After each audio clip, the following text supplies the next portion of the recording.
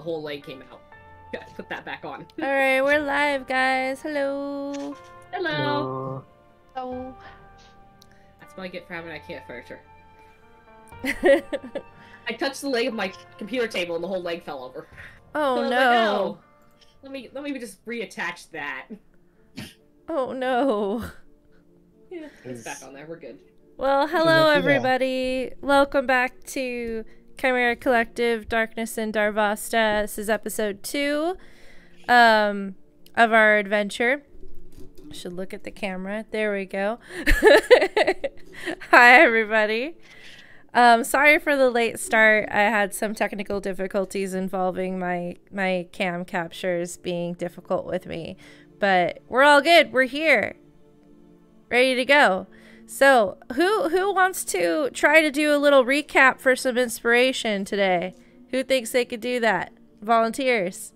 I know it's been a while. Who wants to brave it? I'll do it. Awesome. What happened?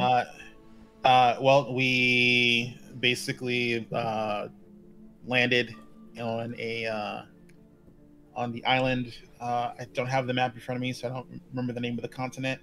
But it's basically the island is pretty much East and West Germany. Yeah, this is actually it's like a full continent, so this is not an island, but full continent. But half the continent, the whole continent was split in half, and each half was trying to murder hobo the other half. They're in peace talks. It's the first time in like decades they've actually not been trying to blow each other the fuck up. Things are tense. We're in the remnants of the city of Hope. Well, the little primitary, which is like Little Hope. No pun intended. Yeah, you're heading towards the town of Little Hope, and the city of Hope was demolished. Yep. Yep. And we found our drop-off site, and we hid our magic box that sends our letters. Kieran hid it in the chimney flue. Apparently, there's something living in the chimney flue that may or may not at some point bite / sting or take a finger the next time she reaches for it. I'm not sure. She might have to actually start using her gauntlets to reach for it. So we'll see what happens there. In the cabin in the woods. Yep, in the cabin in the woods. We started heading towards the city. We ran across a farm that was being accosted by a bunch of ghouls. Yeah. They were trying to eat a little girl. Yeah. They had already ate most of the farm animals. Sadly, we stepped in because you can't eat the little girl. Stupid ghouls. Generally good to help little kids. So we fought them. We met the parents. Let the parents know that basically, we saved your daughter. Oh, and your animals are dead because the ghouls got to them. So, yep. That kind of. What else did you fight? Do you remember? Oh, we fought those stupid scarecrows. We had like little evil child spirits in them. Mm-hmm. It was quite the eventful day for you guys. Yeah. Well, I mean, I don't know if they were evil spirits. Because Kieran was born in an orphanage, she knows how abandoned or children who are in destitute circumstances are. So she just thinks that they died as children and never got to actually grow out of the dumb shit children do. And kids left to their own devices can do horrible things. So depending on how long these kids have been dead, they're pretty much just been like up to kid shenanigans for however long they've been, unclean. Yeah. So fair assessment. So she's like, we put them to rest, which is the good thing to do, because they thought they were having fun and they were killing people, which is not a good thing. Well, killing people indiscriminately is not a good thing. You're like clarifier. Gotta clarify. A lot of people. Yeah, Kieran's like, I've killed some people. Let me clarify that statement. And we had a nice little dinner with the family. I have their name written down somewhere. And we're staying in the barn, and that's where we left off. And Kieran was about to cast a tiny hut because there's a bunch of crazy shit out here, and she's pretty sure if we just have an unprotected sleep in the barn, something's probably going to jump and try and bite us in our sleep. Yeah, and the family was the Prohaskas. Spaz was the little child. Velko was the father, and Dessa was the mother. Nice. Yep. Good assist there. Yeah, 100% earned that inspiration, Azaran. Thank you so much for the recap. Woohoo! And so yeah, you guys, just a few things that were missed was essentially this is your mission was to go to Darvasta and aid the people in this kind of transitionary time, and to there's a lot going on. There's a lot of work that needs to be done, but one of your kind of underlying missions is a secret one in which we're asked to kind of look into a hidden rebel group that is acting against the peace and would prefer the war to come back and to have a definitive winner instead of reunification. And so you're undercover as adventurers for hire, essentially, like people looking to, hearing that there was a lot of reparation money and stuff like that, and especially in the city of Little Hope, because they're hoping that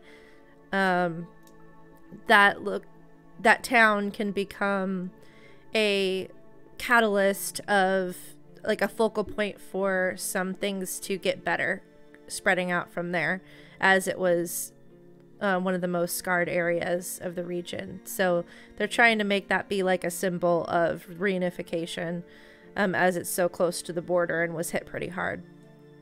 So it's a pretty big target for the rebel group, and there's a lot of work to be done, and there's a fair amount of money to be made there too, so the adventuring cover makes sense.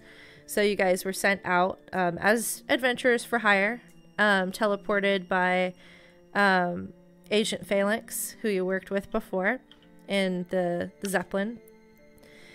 And then everything that Azarin said occurred. So I just wanted to kind of recap a little bit of the actual orders that you guys were given. So we'll go ahead and start off, since it sounds like you want to kind of set things up for the evening. You guys were given a nice warm meal by the Prohaskas. They showed you to the barn. It is nighttime. You guys have a little bit of time to wind down, do anything. If there's any kind of side projects you want to work on for a short bit before going to sleep, or if you're just exhausted, you guys want to do any kind of chatting or looking around, whatever you want to do, let me know. And if you guys just want to all just go to bed, start the next day, that's fine too. We're going to take off from here.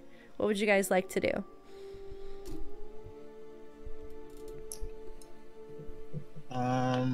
Like, we do watches and stuff? Probably a good idea. Don't know what else might pop up in the night. I can definitely take a walk. I don't even usually sleep all the way, so I'm usually partially awake when I go to sleep. Sleep with your eyes open? That's weird. Yeah, I can totally take a first watch. I can easily take a watch as well. I will Whatever take a works. watch as well if I must.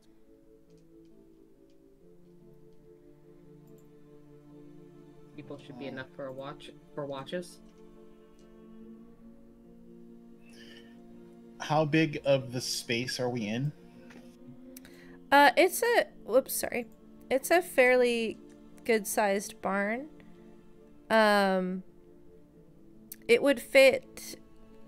You can see that there's like a tractor-like machine off in the corner. There's several stacks of big stacks of hay off to the sides. There's an upper loft area And then there's just a bunch of room in the center for, it looks like, if other machines needed to be brought out or in, they would be stored in here. There's no animals in here currently. It looks like it's more for like storage of feed and hay and other kinds of materials, as well as some like tools and machines in this particular barn. Does that kind of help answer the question a little bit? It's fairly decent size. Okay, because tiny hut is a 10-foot radius, so I just want to make sure I had room. Yeah, you would have room in the very center. All right, so that's what she'll do. So Karen is going to, like, go to the center of the barn, and then she's going to start drawing out some sigils while she's casting, because it takes a minute to cast the spell. And when she's done, this purple hued yurt appears.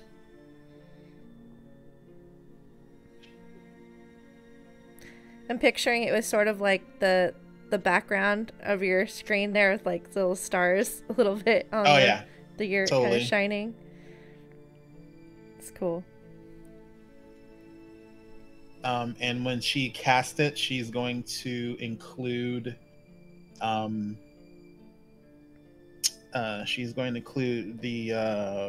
Prohaska family. Okay. Otherwise, they'll just be like, what the hell's that? Because you can't access it if I don't give you permission. So. And is it like the Harry Potter tent where it's like everything's bigger on the inside, or is it have a limited amount of people? Tiny hut is not like that. Tiny hut is like it's a dome of like ethereal space. Like it's translucent, so it has a form, and you can see out of it. But when you try and see in it, it's opaque to you. Okay. Like if you're not part of the spell, you really can't enter this. You can't enter the space.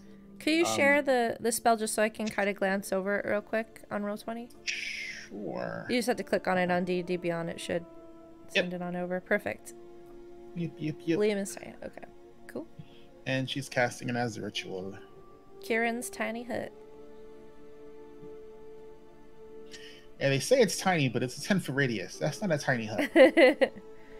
Yeah. For 9 people trying to live in it at a time. Like I've been camping. If it's 10 feet, that is not tiny. Like you can't pack that in. That's a big fucking thing. Yeah. That's fair. It's like some of it hits kind of the edges of like the shelves in the barn, but it's magic, so it kind of at least the floor space, you're good. So yurt's up. Anything else you guys would like to do? You've got this nice hut to reside in for the evening.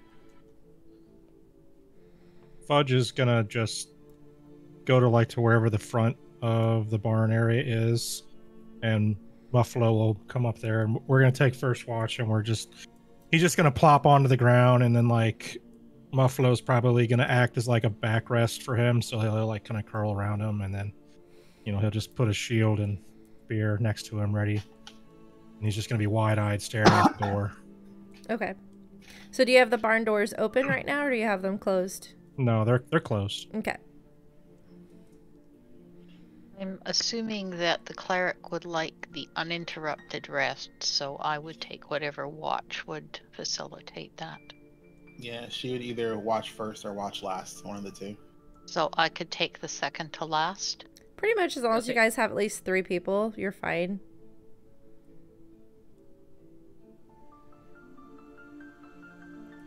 Yeah, I think we've got everybody lined up here to do various watches. So should be good. All right. Well, unless there's anything else anyone would like to do, we could go ahead and start with the first watch. So what are you doing on your watch? How are you keeping a lookout? Fudge is kind of only probably He's not fully paying attention to his surrounding. He's probably recording a lot of stuff into his journal right now. Okay. The day's events, taking like a long opportunity to like, the few hours that he has to do this, he's going to just start recording like all the events into his journals. Give me a perception check from Muffalo then, since Muffalo's the real one taking watch right now. Yeah.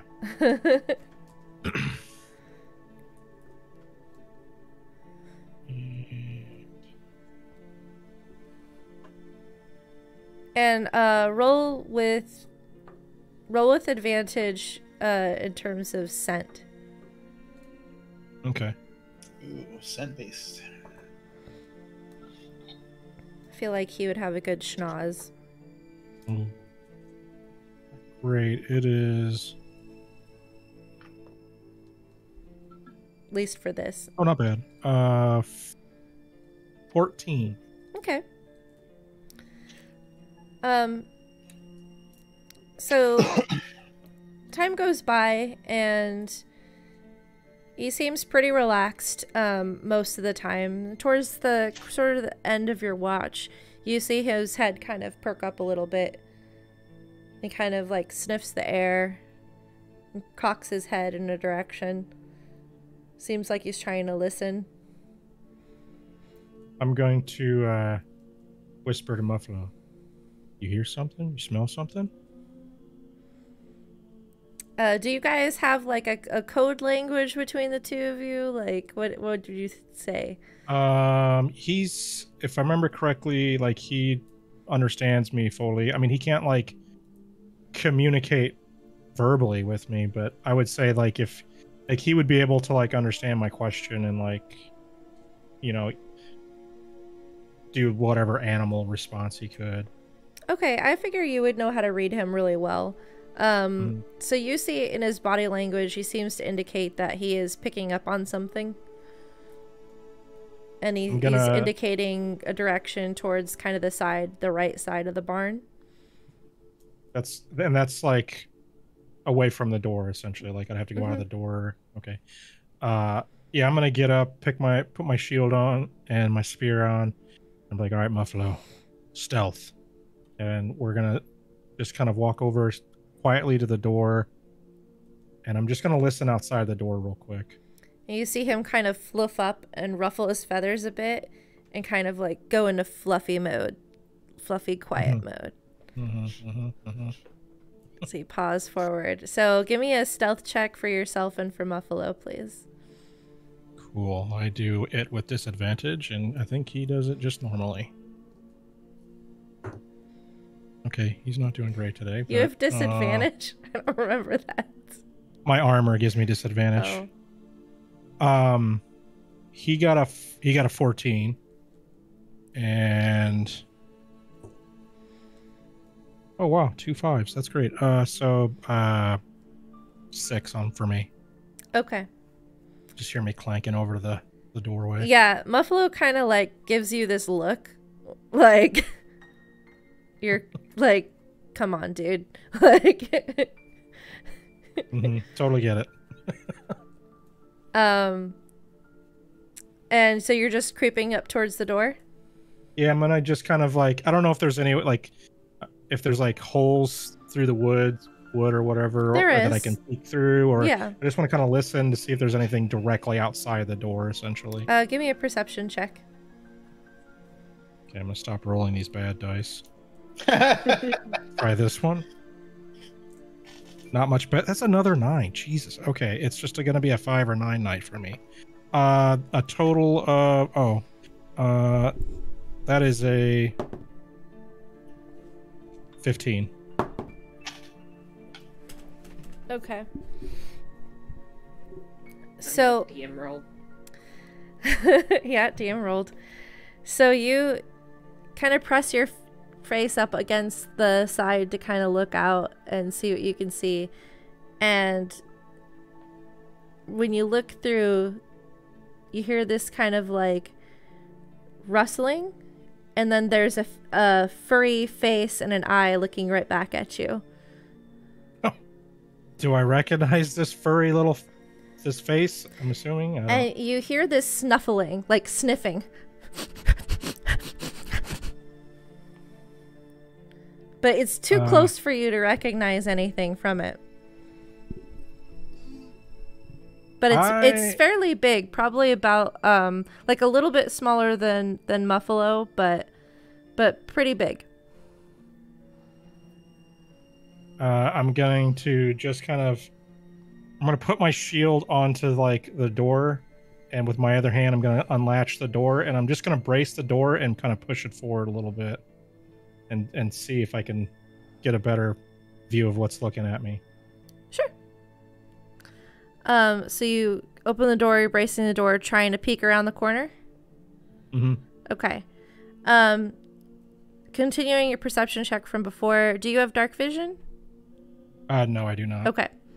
So, looking out, you see this shadowy shape. It's fairly large, like the head of whatever this four-legged creature is would probably come up to your, like, oh, you're a halfling. Come up, is bigger than you. It's definitely taller than you are. This four-legged figure covered in dark black fur, a large muzzle in the front of him, and he's got these eyes that shine when it just catches the little bit of moonlight that's shining in between this like kind of foggy clouds. So it's a dark night. It's hard to see. All you're seeing is kind of general shapes. And it doesn't seem to notice that you've changed positions yet. It's still snuffling at the spot you were at before where it heard you. Mm-hmm. But I can tell it's kind of like an animal of some sort at this point. From what you can tell, you're not sure. I am going to I'm gonna reach up to where my my little emblem is underneath my armor. There'll be a little bit of a soft green glow kind of come out of it. Mm-hmm. And I'm gonna cast animal friendship on this creature. Okay. Don't know if it's gonna work. I'm just gonna give it a go. Yeah. You feel the spell go off, and you could feel it kind of hit this thing, and you feel the energy trying to push past, like it's almost there. It wants to go in, but there's some sort of energy that's preventing you from making that connection fully. Like it's just different. It's not quite normal. Gotcha. And it turns to look at you, and you see the eyes start to flash with like red. And it makes this loud howl. And when it opens its mouth, you see the inside is completely red. Like a light red? Like a glowing red? Like there's fire embers inside its chest, and you can see this glow coming from his, as if he had a fire inside of him. Under Fudge's breath, he's gonna be like, "Ain't natural," and he's gonna like hold the door back closed. And you hear this other howl, and then this kind of like sound of heavy feet kind of going away. So it seems to be leaving the location. I'm gonna go to the tiny hut. Okay. As a player, I don't think I know who in the group would have like a good. Well, I guess you know what? I'm just gonna go back in. Everyone else is currently asleep, right? I believe so. Yes, everyone should be asleep. Yeah. So Sybil's sitting there with her eyes open, sitting cross-legged. I'm gonna pop in. I'm probably gonna pop in over you and be like, "Oh, that's not natural either." And then I don't know. I don't know if I want to wake. I don't know who. Is this towards like the end of my watch right now? It is. This, like, yeah, it's toward the end of your watch. It's probably an okay time to wake up whoever's second in the watch. Who wants to be second at this point? Pick a person. Pick a person. That's not Kieran because she can't leave the hut. Okay, I'll pick oh gosh, names. I have them all wrote down. Sybil. I will I'm gonna first like just run my hand over your head and just see if I get any response. And then after probably not getting one, I'm then just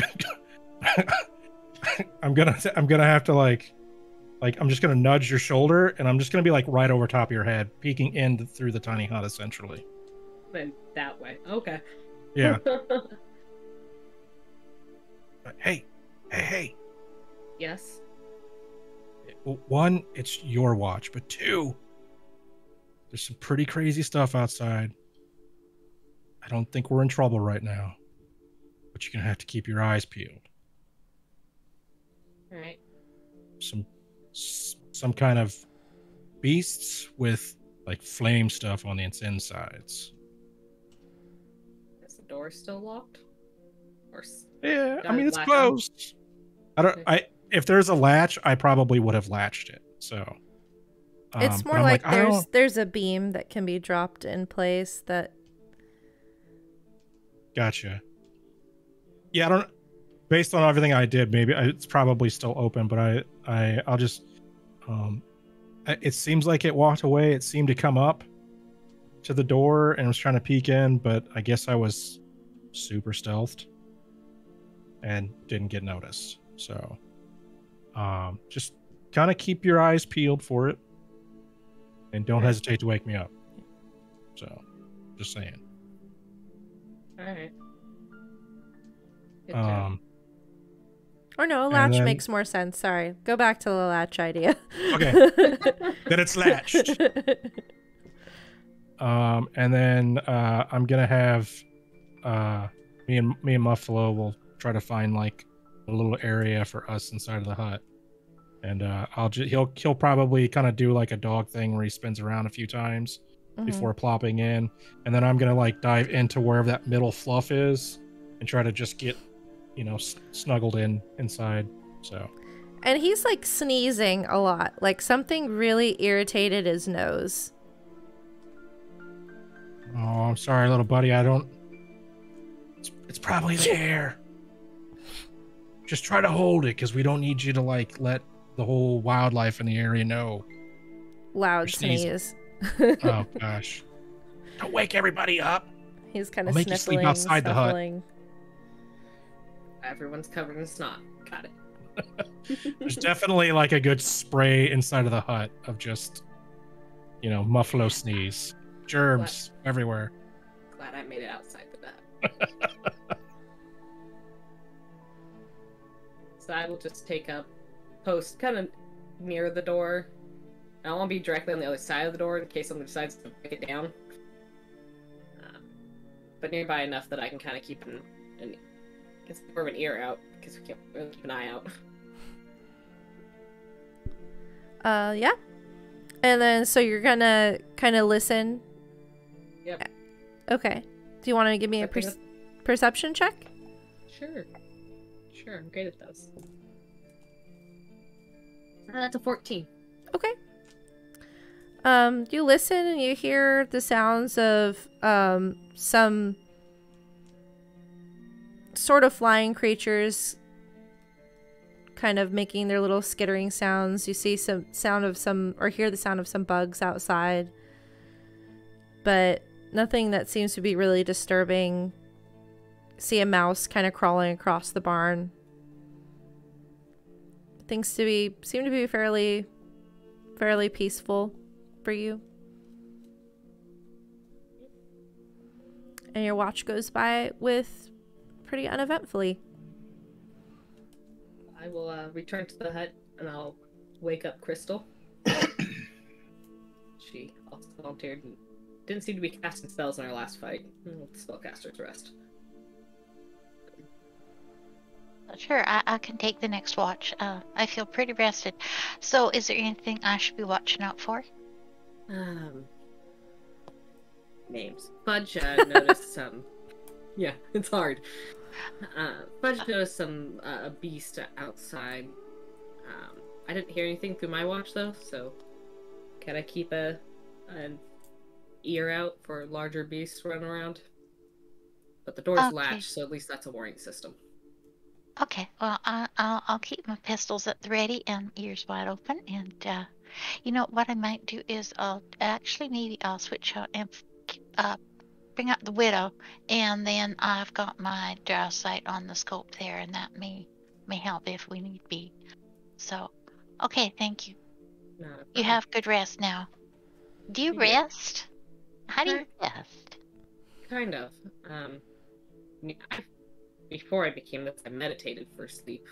So it's very similar to that, only I can still hear and see what goes on. It's a weird state. Okay, so you'd be a good person I could just shout out to if something goes wrong. Yes, I'll be able to hear you. Can you hear me if I'm out that side of the little hut and you're in there? Yes, sound should travel through this thing. Okay, all right, thank you. And she started plop down and cross-legged again, and she's just sitting there, eyes open, and quiet. Sybil, you would know that one of the reasons why you have to kind of rest is you have to give your body, like, there's this sort of arcane crystal built into your inner workings that kind of keeps things charged and moving, and you create a pretty good amount of like kinetic energy that recharges throughout the day as you're moving, but you do need a moment of you need a couple of hours of just good like static activity where you're remaining still to give the crystal a chance to get like an extra boost that will allow you to utilize all its features more readily than the kinetic energy that builds up throughout the day keeps you moving. But if you needed to do a burst of speed, a big jump, anything like that, you need to kind of have a reserve of energy available to expend of the arcane energy that kind of keeps your body going. So I also imagine, since she still has her own natural brain, it needs to rest a little bit. As well, yes. Biologically, for your own sanity, you need to kind of just have calm periods. Yep. So, Crystal, what are you doing as you are keeping watch? Okay, so I will find some place to sit that's comfortable, but where I can, sort of jump if I need. I'll have my rifle right beside me. And since would you like to go in the loft? Like, there's a ladder that leads up to the loft. There's some windows out there too. You could keep an eye out if you like. How far away would that put me?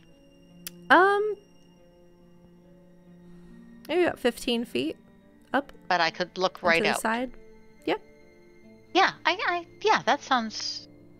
I never take a GM suggestion. Okay, so all right. I'll go up in the loft and watch out the windows. And since I said I was going to keep my eyes and ears open, can I use perception? Yeah. And you're looking through your drow sight, so roll with advantage. Oh, this gets better. Okay.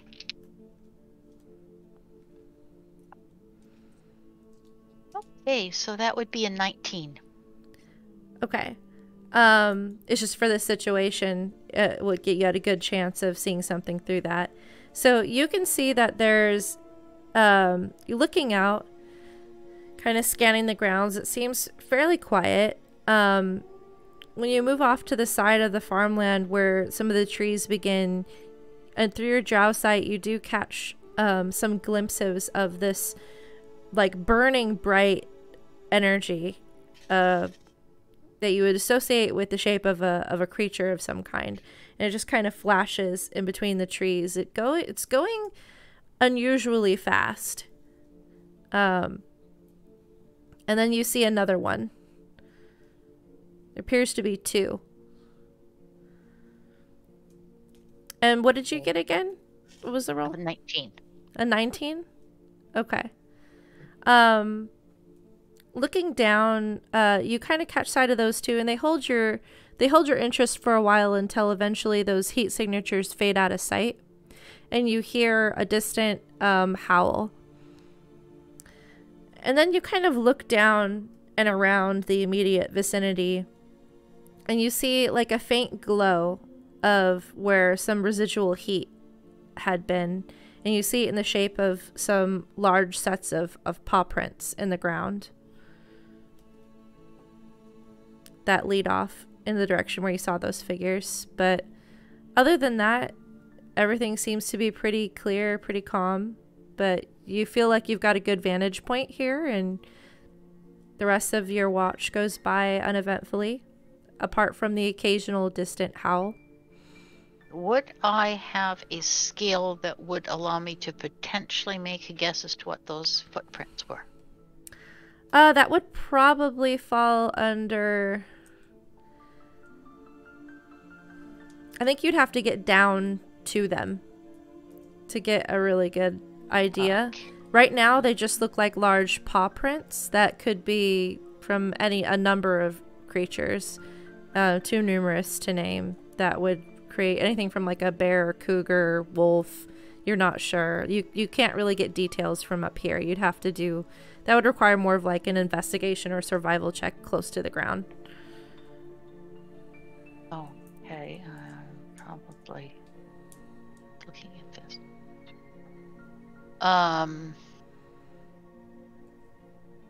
Yeah, I'm probably not the best person for that anyway. So I think I'll just stay put, and I think that's probably the discretion is the better part of valor sometimes. Yeah. So I'll do that. You're doing great up there. You feel like nothing's really going to get past you, at least from this viewpoint, which you can see an entire side of the barn. So if anything comes from the other side, hopefully you'll hear that, but you've got that side covered fairly well.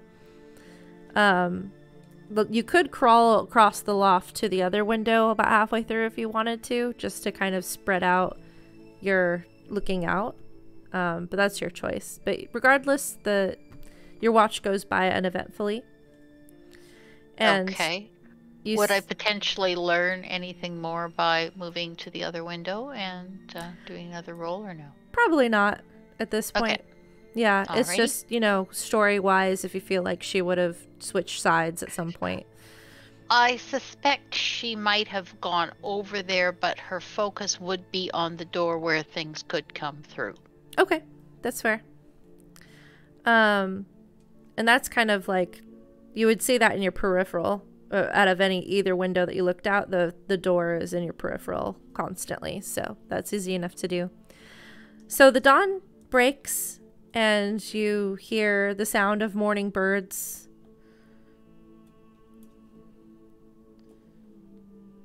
So that ends my watch. Yeah, what would you guys like to do?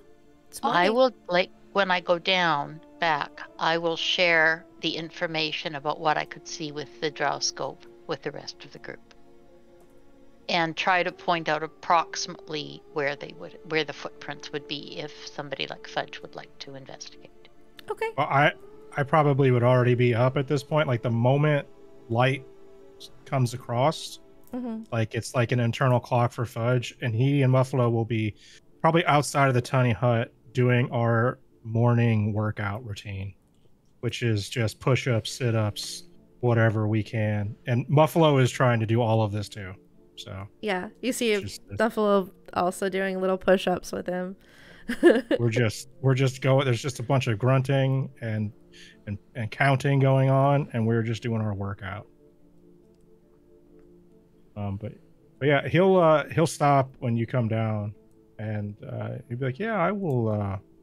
I'll go take a look at those footprints as soon as we get everybody up." Sounds good.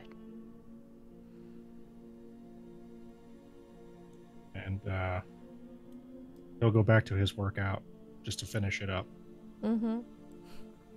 Lift some hay barrels and bales. Oh yeah, just whatever's heavy in there is getting picked up. The first thing I do when I get up and get myself situated is pop my mage armor for the day. Okay. Gotta get in the habit of saying that every day, otherwise I'll forget, and it'll be bad times. Yeah. mage armor. All right. And you guys hear the sound of little feet kind of running up towards the barn too. You hear a little knocking on the door. Fudge will go up to it and open the door. Hey! So, and you see Spaz there. She's kind of like doing this, and she's in this fresh dress, not covered in the blood stains and whatnot. So she looks much better, and has that kind of bounce back that sometimes, children are capable of, despite what she witnessed the night before. She's also a child of this land, which has seen quite a bit of nastiness. So it's good to see her spirit kind of still intact. She smiles at you all, and she has a basket, and it's filled with some warm bread and cheese, and she kind of holds it out to you guys. Mama said I should give these to you as thank you. Thank you! Totally not needed, but yeah, I will enjoy some of this. Fudge will take the basket and then just pull out a bread, maybe a little cheese. Toss a little cheese to Buffalo, and then hand off the basket to everybody else. Little lady, you probably shouldn't be running around without some supervision. We saw some interesting things last night.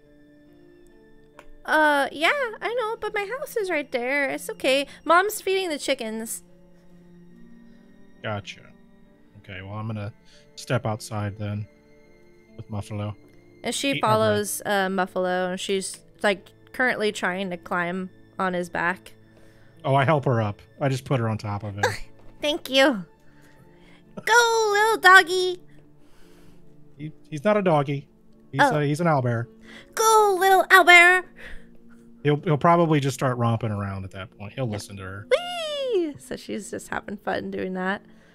Mm-hmm. You guys go over to where the footprints are?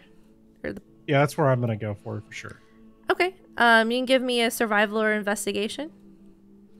Oh, I'm giving that survival. Let's see here. Is anyone else going over that direction? Yeah, I think I'd go over there as well after hearing the description. All right. I'll go over, and I would have cast guidance on you before you rolled. Oh, cool. And I will use it. So while he's doing that, those of you who are nearby, who are following him over there, give me perception checks, please. I got a 17 for survival. 17, okay. So you can tell that these paw prints are, they're sort of like wolf prints, but the pads on them are different. The pads resemble more of a large dog. There's a very slight variation between the paw prints of a wolf and a dog, but evolution has taken them in some different directions, and the paws are, although very similar, if you know what to look for, you can see certain distinctions. And you've studied these kinds of things before, and it looks actually more similar to a large dog than an actual, like a large wolf. Which is interesting, because you haven't seen any dogs around.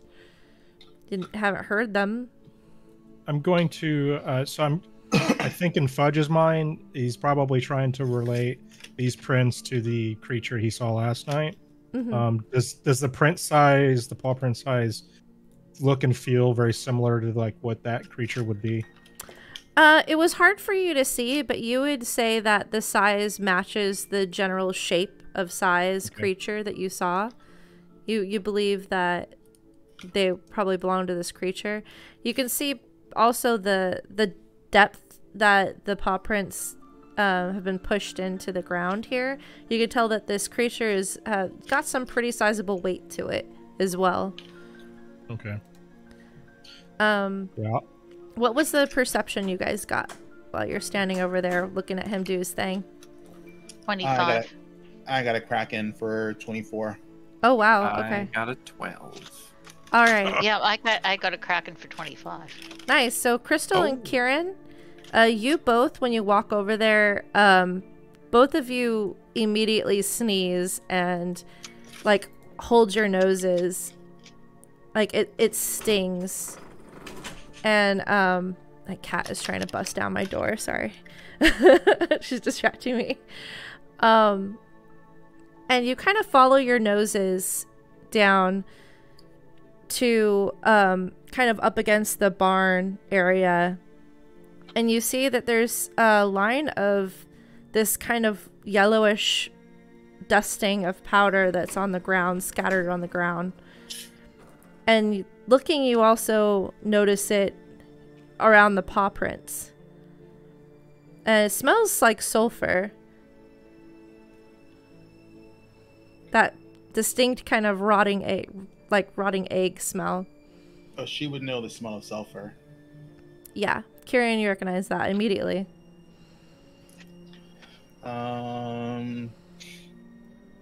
It's like, it smells like rotten eggs. I mean, sulfur. Why is there sulfur here? Might be related to the animal I saw last night. Well, I don't know. It's not an animal. It's not a beast. I tried to cast animal friendship on it, and it kind of rejected it.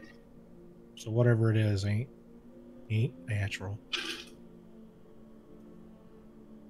think at this point is when Sybil would come out. She's made herself a cheese sandwich out of the breakfast supplies, and she's eating it. Yeah, Fudge wouldn't even stop. He's still probably munching on his bread. Just. Crap.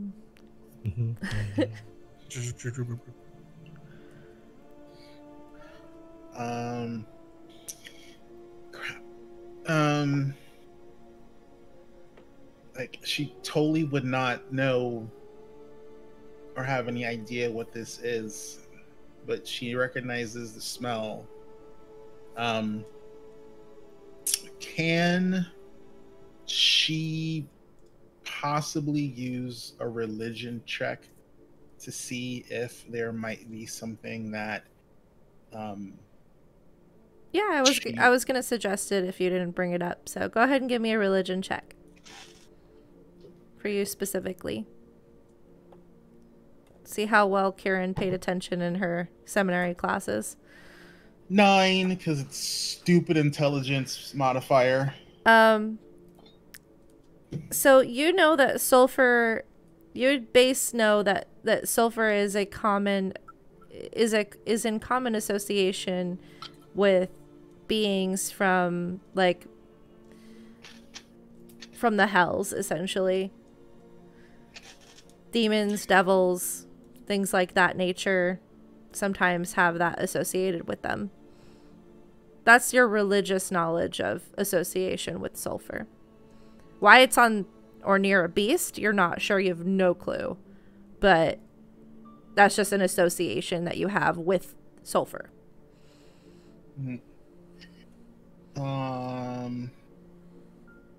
It smells like hell. Like, literally smells like hell. I mean, if you smell hell, it smells like that. I personally never smelled hell, but as some other superior says, it smells like. She said she went there once. She didn't like it. What would, after like the sulfur stuff, the paw print, and Kieran talking about like hell and stuff, would Fudge have any chance at like understanding what this might have been, like through like his studies and whatnot in nature? There's a slight chance. This would be history for you. History? Mm-hmm. I'll give it a shot. It's probably not going to work, but we're going to try. Just a flat 17. Okay.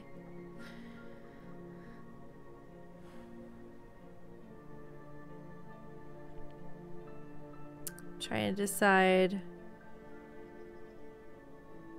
I would say that you don't know much about the hells or hellish creatures or beings.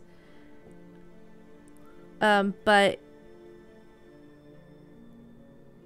you've heard something that was spoken of in your presence. It was some of the others at the Chimera Collective were talking about, you heard the word hound and it caught your interest.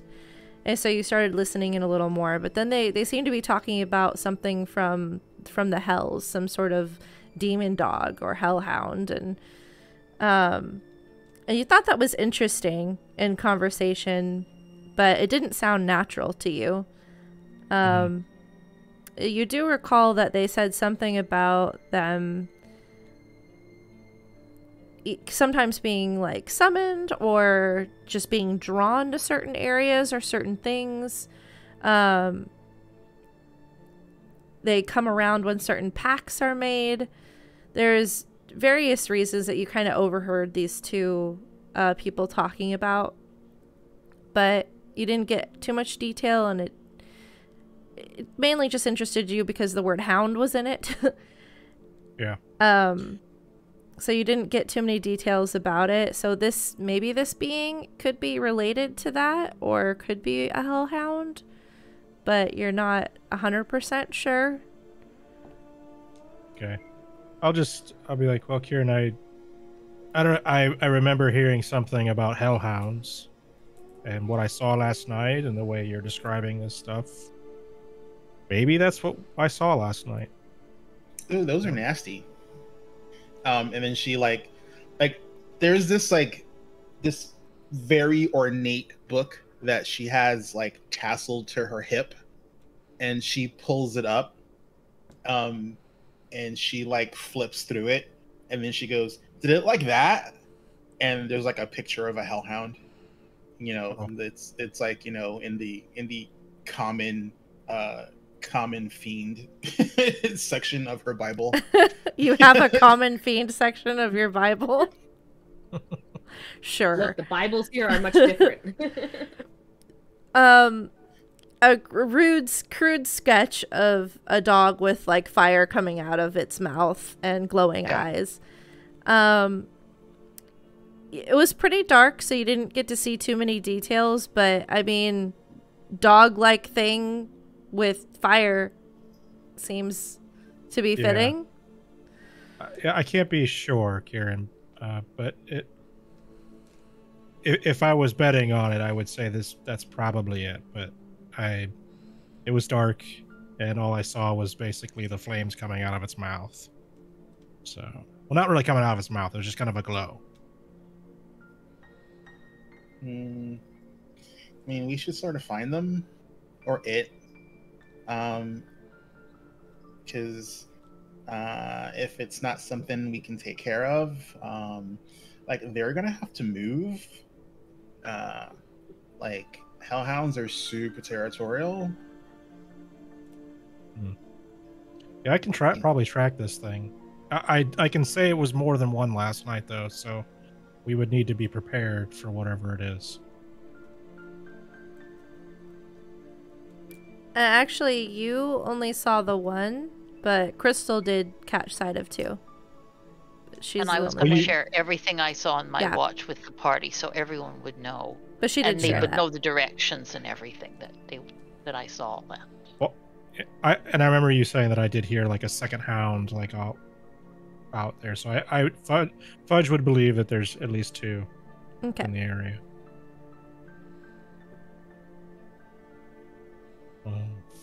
Yeah, if we want to track them, I can probably get us there to them. Kieran would warn the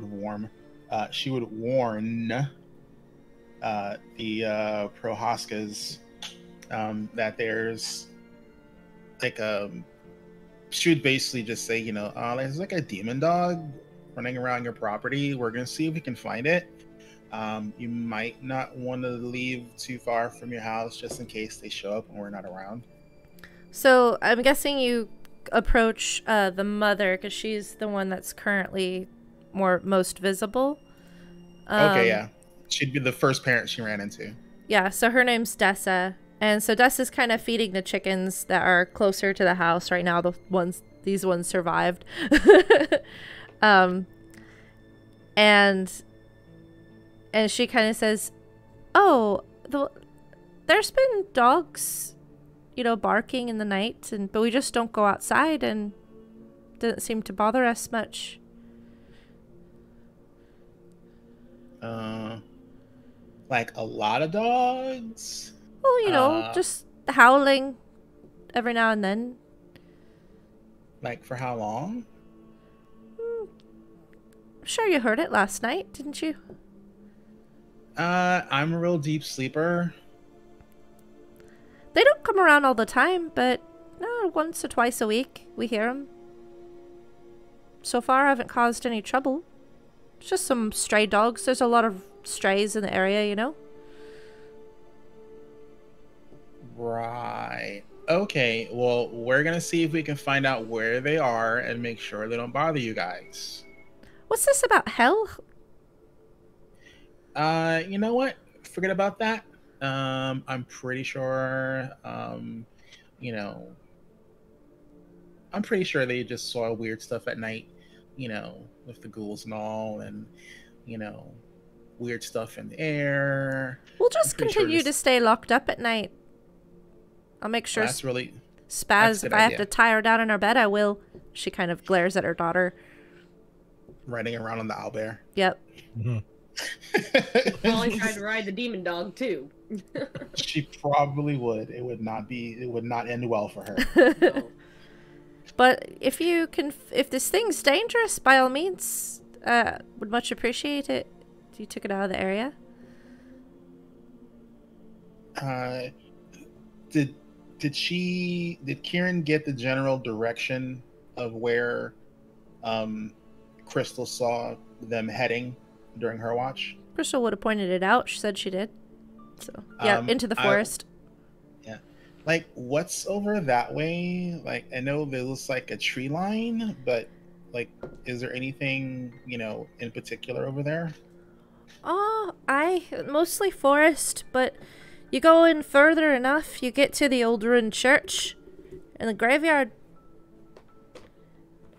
Who's the church to? Oh, some old mausoleum, or old, like, what do they call those?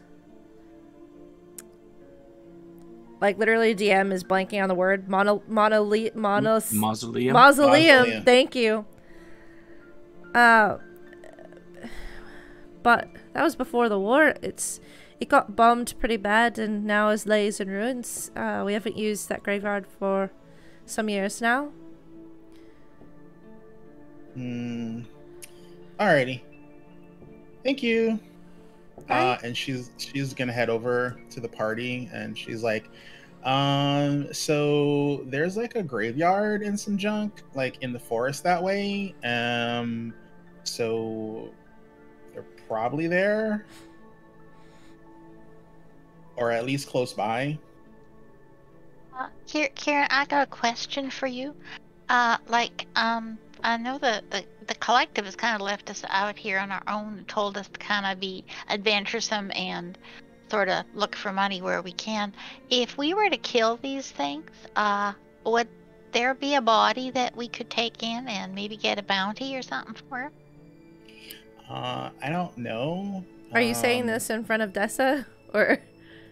No. I went back to the party. He's gone back to the party. I don't know. I've never fought one of these things before. I mean, like, they seem kind of weird. Like, Melissa Peer would tell me like these stories of like weird things from the hells, and when you kill them, they poof. And some of them do, and some of them don't. I don't know if this is one of those things that poof. I think she was just making it up. I've never seen anything that you kill that goes poof, unless it's undead and it just turns to dust, or if it's a ghost and it just goes away. Well, we might get to find out, hey? What do you say? Might be worth a trip into Little Hope before we start off after these things. See if there's a bounty on them. Maybe resupply what we can. I'm not sure if we're fully equipped for this. That sounds like a sound idea to me. DM, do we know how far from here Little Hope is, approximately? You can ask. That's a good question. You know the direction, but you're not really sure. I guess I will approach Dessa then. Okay. As the group is discussing what to do. And I'll get, like, close to her, like, coming up from behind, and just kind of stand there until she notices me. She's just kind of, like, spreading the seed out. She turns and... Oh! Oh, dear! You startled me like my grave. What? Darling, you surely shouldn't sneak up on people like that. My apologies. We're headed to Little Hope. Hold on, let my heart catch up. Is there something wrong with your heart? Yes, you just scared me. Half out of my grave, I said. Jeez. You can't do that around here. You're just looking at it and having a knife on me. I'm sorry, are you threatening me? Well, not at the moment, no. You saved my little girl, I wouldn't threaten you, but just don't startle me like that, child. It wasn't my intention. Jeez. All right, it's fine. What can I do for you? Would you like some eggs? No, I did not come here for eggs. I came here for information. Oh. All right. As I said, we're headed to Little Hope. But Aye, most we are. do not know how far we must travel. We only know the direction. Ah, you're about a day's ride away. If you're on foot, Okay. might take a little longer. And this graveyard that you mentioned to my companion, Aye. which direction and what distance does it lay? Oh, the direction your friend indicated, over that way through the woods. And how far must we travel to get there? Oh dear. I haven't been out that way in quite a long time myself, not since I was a little girl. I'd say probably at least half a day. Significant distance out of our way. We will have to discuss our options. Aye, it's a bit closer to Little Hope than it is here, but further in the forest. Perhaps Crystal's idea was the right one then. Thank you. And she turns Aye. on her heels and walks over back to the group. Strange lass. And she will fill the group in on the distances of our options. So maybe it's not a good option to go all the way to Little Hope. Well, it seems that this graveyard is closer to Little Hope than it is to here.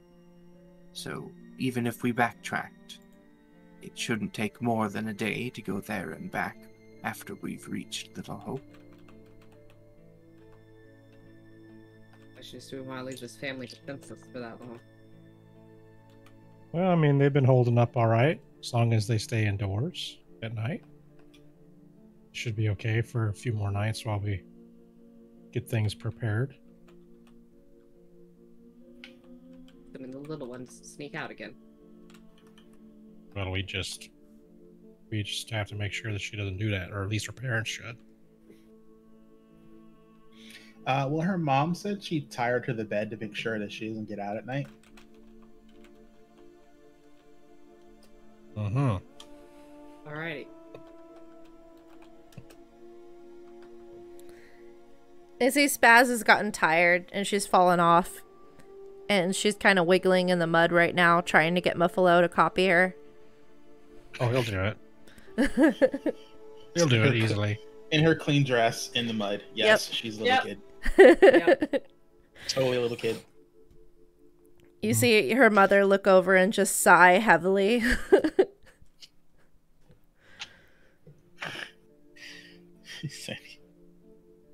Buffalo's having a blast. That's all counts.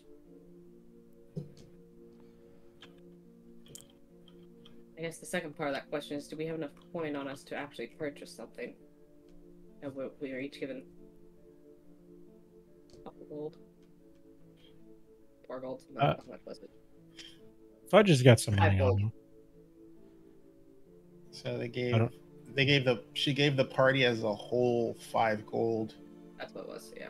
Do we like, do we still have like any funds that we would have gotten from previous adventures on ourselves? Well, each of you has a pouch of 5 gold. Ah, okay. That helps. Which, I mean, and we've sort of already got 2 free meals and 1 night's free lodging. Mm-hmm. Yeah. So, I mean, if we spend wisely, we might be able to supply ourselves with some items before we go after these hounds. Hellhound, I imagine holy water would come in handy.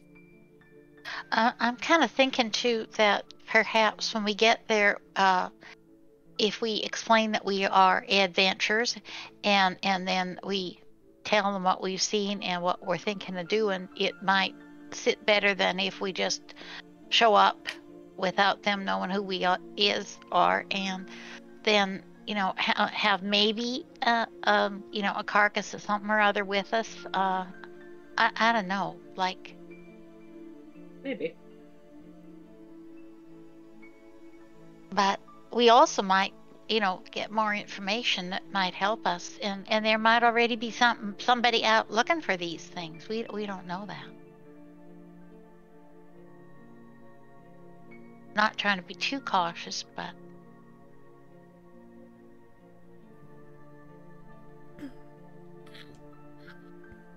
also, if we go into the forest, do we know how to get to Little Hope from the graveyard?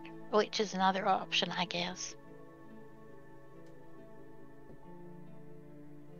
We'll probably get someone from town to show us or give us an idea of where to go. In the worst case scenario, we backtrack to here and then head to Little Hope.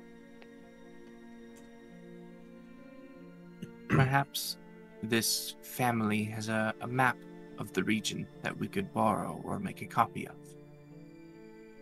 I'm good at map making stuff, so yeah, that would be helpful. Or maybe even if you talk to them, can you get kind of make a map out of what they say? I don't know if I'm quite that good. I mean, we could probably ballpark it at that point, but it wouldn't be like super accurate in that sense. But I could definitely try. But we're here right now, and we know where we are. Sometimes if you go into the forest, you can get a little disoriented, and it might be nice to have some bearings before we set out.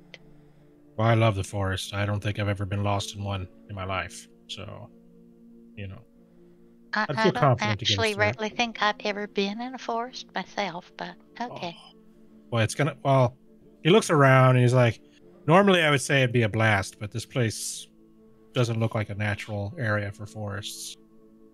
It's a little too gloomy and crazy.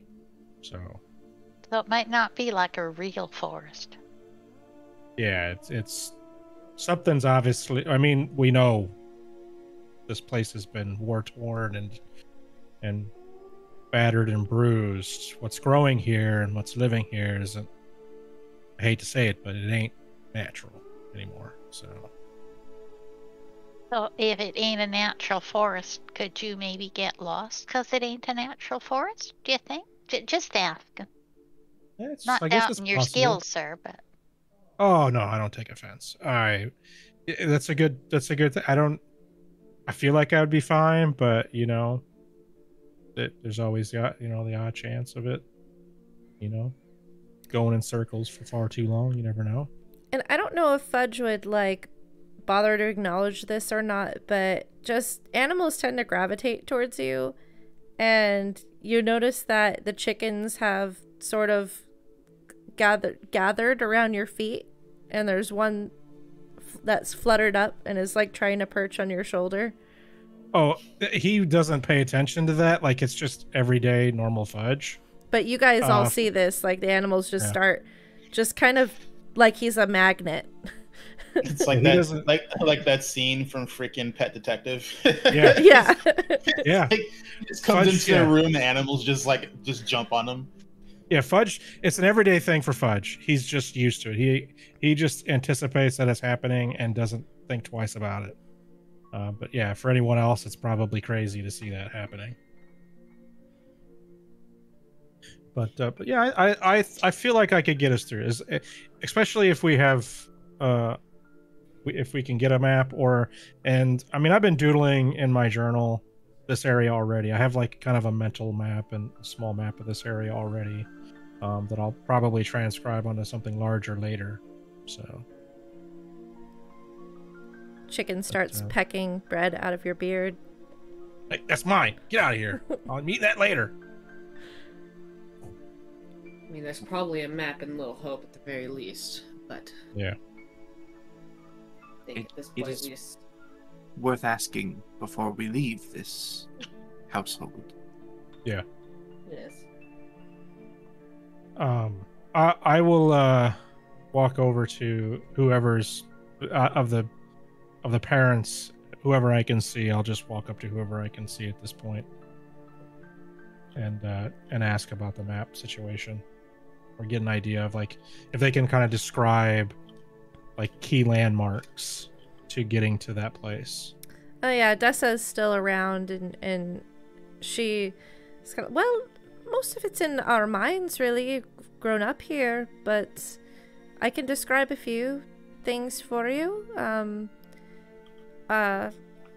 Over there's the Capek farm, and next to them, so she starts listing off like the names of farmers and stuff, and like she's like, there's forest all around this side.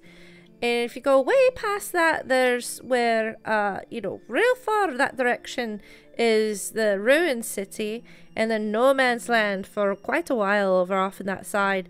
And Little Hope sort of in the middle. Then there's the abandoned factory, and there's just to the right of Little Hope, the cemetery, like I told you, is off there. Well, one of the cemeteries, quite a few cemeteries in the area. But that's one of the ruined one that your friend pointed that direction. It's the only thing between the farms and the forest that you hit. So there's that. The river goes along. She kind of describes where that is. But the main road you want to take is the one right there between my farm and the Capek's farm. You follow that off that direction, and it'll take you straight into Little Hope.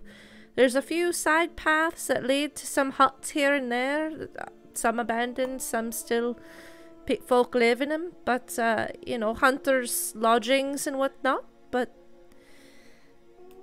it's been some time since I left the farm, honestly. A lot might have changed, but that might give you your bearings, give you a place to start. Okay, well, we're gonna head out here shortly, and he's just kind of like writing all that in as best, like just doing shorthand, just trying to mark points and stuff, and taking down little details of points of interest that she's giving. And then it might be a day or two before we can deal with these hounds. Must make sure young Spaz stays inside at night, and when she's running around out here during the day, probably should have some supervision. If I can only get her layabout brother to come stay home and watch over her, help out with the farm, but no. Where is he at?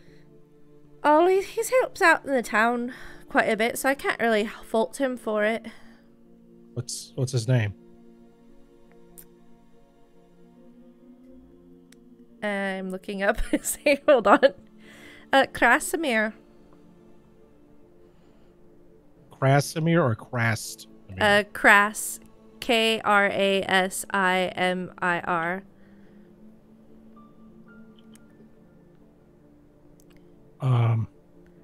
Well, I will keep my eye out, and maybe we can convince him to come back for a couple of nights just to help out around here. It'd be nice to see him. He's a good lad. What is it? Do you know what he does specifically in town, or? Oh, I believe he's been hiring himself out as a worker, helping collect the dead and whatnot. Help with the refugees, move supplies. Odds ends. There's all kinds of work in the town. Okay. Well, I prefer he stays home, but he just really wants to help, so. It's a noble cause. I mean, aye. Someone has to help do that stuff. It's not easy work, so. If we can get him to come back for a few days just while we deal with these animal problems in the area, we will try. But best thing would be to do is to keep everyone inside at night and lock up, close up anything. If you hear or smell any sulfurish type things, just get quiet as possible. Make yourselves unknown. What's sulfur, dear? It's that kind of like you've ever let your legs stay out a little too long. Oh, aye. Yeah, it kind of smells like that. It's kind of an indication that something might be wrong in the area. So Very well. just try to keep quiet during that time. Especially if you're hearing those dogs howling or barking, just no matter what you hear going on outside, stay inside. Aye, we stay try to stay as inside. We lie in the windows and the door was shut, like the old lady taught us. The old lady? Aye, lives in the cabin up the way. Well, she used to. Hasn't been there in years. Who's this old lady? Oh, what was her name? Viara? We always just called her old Mrs. Yanovic. Old Mrs. Yanovic. What did she do? Was she? Well, she just is old lady. Lived out in the cabin. She used to be a herbalist of sorts. When we'd get sick, we'd come to her. She'd have different poultices and things like that for us. And she said before she left, the war was getting quite bad, and she said that it wasn't right for her. She was going to move along and might come back one day, but she said that she could do more good elsewhere. So we said our goodbyes, but before she left, she warned us to put salts on our doors and windows and said that will help keep the bad spirits out. So that's what we've been doing ever since. I would continue to heed her words. Not that I know that does anything, but... Oh, she's a wise woman, I say. Can't hurt. So, yeah. Yeah, I would continue to do what she kind of gave advice for you to do. I wouldn't stop that. If it's been working before, it's working now. So. Velko said he's going to start leaving the animals in the barn too since the attacks. They didn't used to get out this far. Usually those ghouls folk, these creatures, they stay out near the battlefields. It was weird to see them over here. If you've got some salt, I would...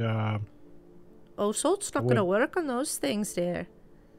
Well, I'm just saying, just Don't to protect your animals. I'm just saying if you want to protect your animals, like you're protecting you, and you do what you want to do. I'm just saying, like, I care about the animals. So. So do we. We'll just put them in the barn. We'll line it with salt as well. I doubt spirits want anything to do with my cow, but... I don't know. I don't know who, what, when, why for any of this. This is all kind of new to me. I'm just saying, like, it doesn't hurt to be a little extra cautious. Aye. You be careful. You eat your bread? Yeah, I ate all of it. So right. It was really, really delicious. Well, go along now. I've got work to do. Mm-hmm. Me too. So you have a good, wonderful day. You as well, dearie. I will head back to the group and proudly show my crudely drawn map. It's pretty decent for what she did, though.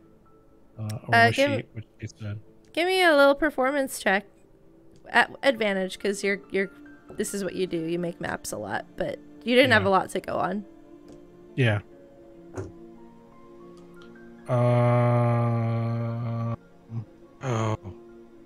13. Yeah, it's pretty average. Pretty decent. You kind of did some like symbols and markings and wrote in labels for things and got kind of the general spacings you feel, right? Based on what she was telling you. Hard to tell you till you actually see these locations, then you'll have a better idea, but... Yeah. So yeah, I guess we should head out. Where are we heading out to? Little Hope or the abandoned church? Little Hope. There's a brother that of Spaz's that is in Little Hope. We should probably find him and have him come back here. He could help keep her in line. Sure, it won't be hard to convince him if we tell him that his sister's been attacked. Yeah. He's apparently helping pick up the dead and other odd jobs around the town, so hopefully will be easy to find him. Does this brother have a name? Did you get his name? Might be easier to find him that way. Kashmir, right? It's Yeah. Krasimir. Kra- Krasair. Krasair. Krasimir. Yeah, Krasimir. I had to look it up Oh, again myself. Sorry. there's an M in Krasimir. there. Yeah, Krasimir. Sorry, I didn't put the or the M in there. Okay.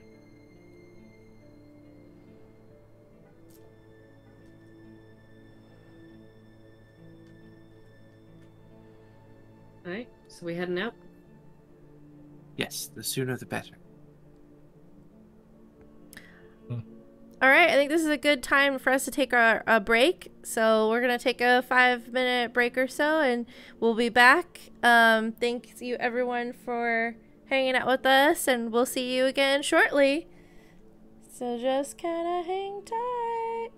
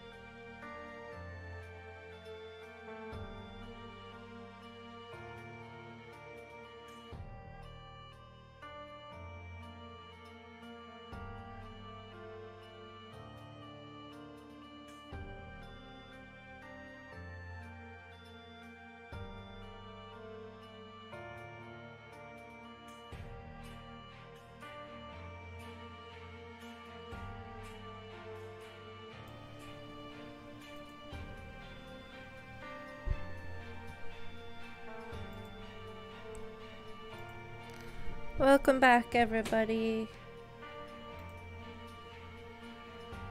I think I'm back. I can't hear anybody. That's concerning.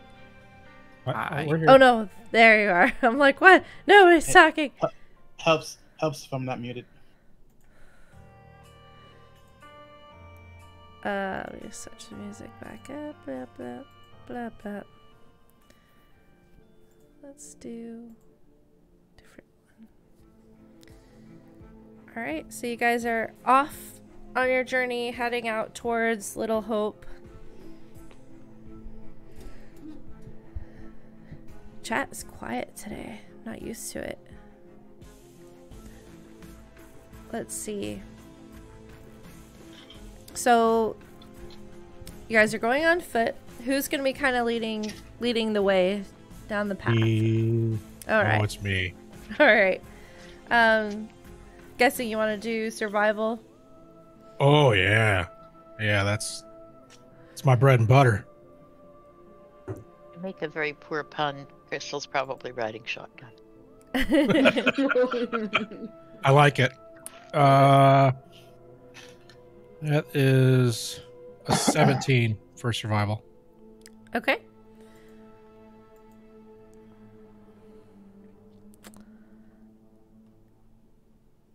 And let me go to my thing. 17's pretty good. Let me just roll something on my side. Okay. So it's another kind of gloomy day here, but the sun is out and things are well lit. It does start to kind of the fog starts to burn off a little bit as you guys are traveling. Fairly easy to follow the road. So travel's going fairly well for you guys so far. Kind of keeping your senses open and keeping an eye out for things. You do notice that there's some various like herbs and mushrooms on the road as you pass by if you wanted to collect some of that as you go. Oh yeah. And you can tell that there are some that are clearly, with that roll, are clearly poisonous. So you want to avoid those. But you do see some mushrooms that will be good to eat. Roll me a D6. A 4. Okay, you find like 4 large, like portobello style mushrooms so far, as you guys are traveling along the way. And vegan steak. Can I have somebody else roll me? Let's have character names, learning. Cephas, how about you give us a roll? Just roll a D6 for me. D6. Just a mysterious D6. That's gonna be a 1. Okay.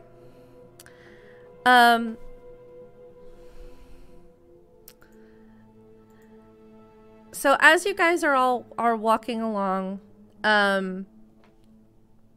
continuing your survival roll, Fudge, you hear something and you kind of do like a everybody hold kind of moment. And Muffalo perks up. And you kind of turn around and look back and you see that hovering kind of above, from a tree above Cephas, is a large green snake. Have I seen this type of snake before? Give me a nature roll. It is going to be unnatural 20. Okay. It looks to be a large, like a giant poisonous snake. How far away is it from her? It's like right above her head. And it's the size of like a python. Like an anaconda type size. But so far it's just kind of like doing that tongue thing and kind of licking the air, but it's just kind of hovering above their head. So it's not in like a defensive posture right now. It's not in it's not in a defensive or offensive posture. It's just existing. With that roll, you would know that. Yeah, and it's above Cephas? Yep. It's just kind of licking the air and just kind of like, it's clearly, there's a big, huge branch that's like, the pathway that you guys are walking down is, you're going through a part of the thicker forest, and there's a lot of the trees that kind of hang over and droop over the road.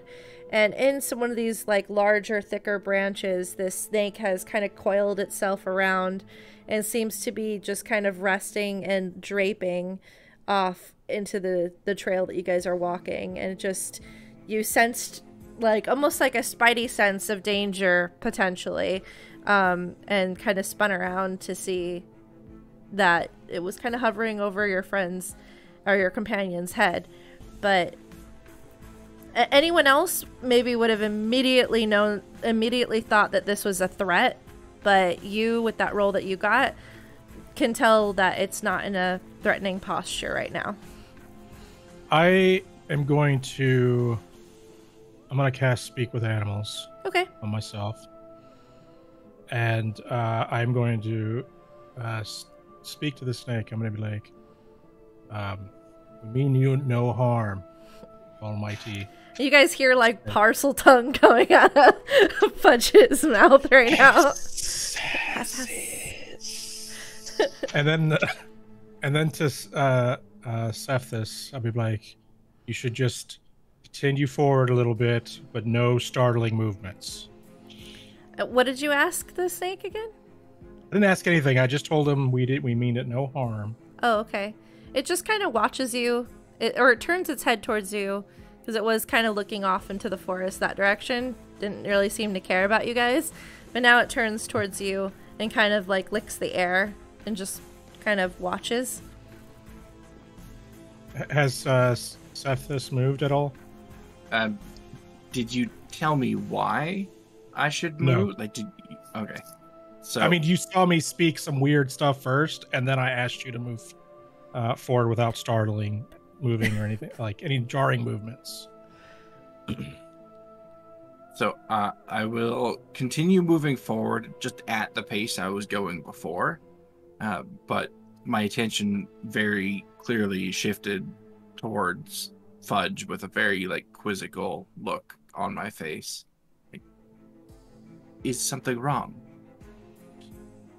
Not anymore. And Fudge will start walking towards the snake, not to get like close enough for striking distance for it, but I just want to, I will then point out the snake to everyone, and I will then ask the snake, how are you doing on this fine day?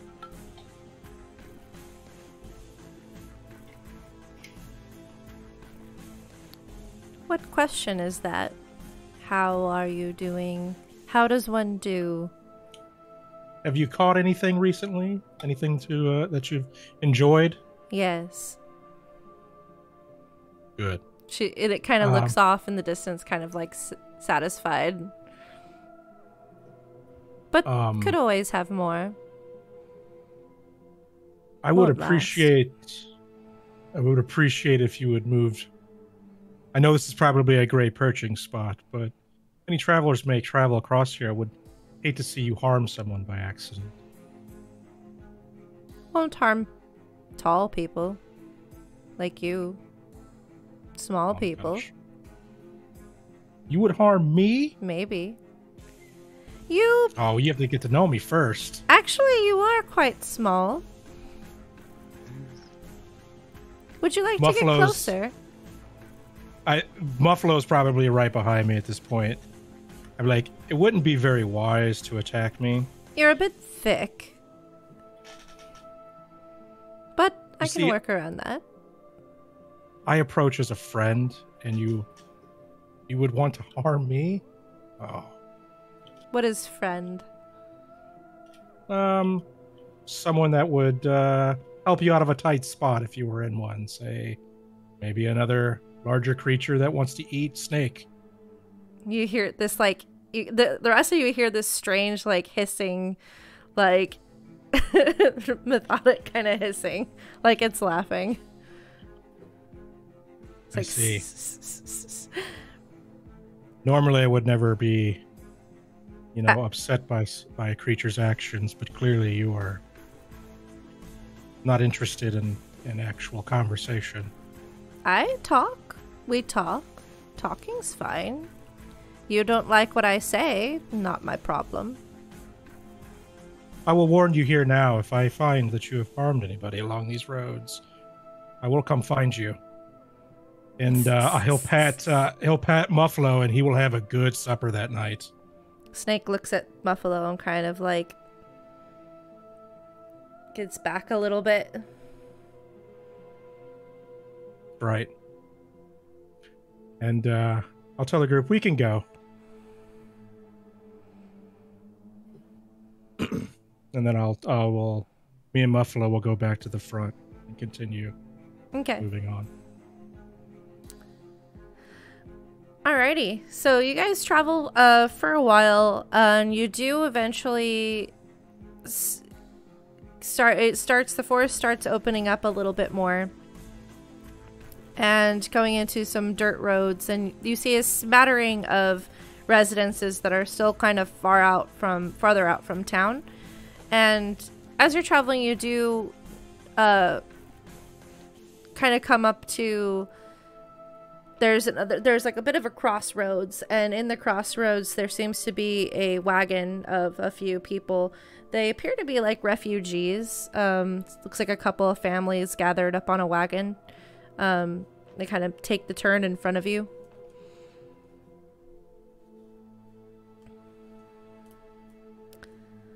And you guys can just continue down the road if you like. And does the family look like they need help, or no?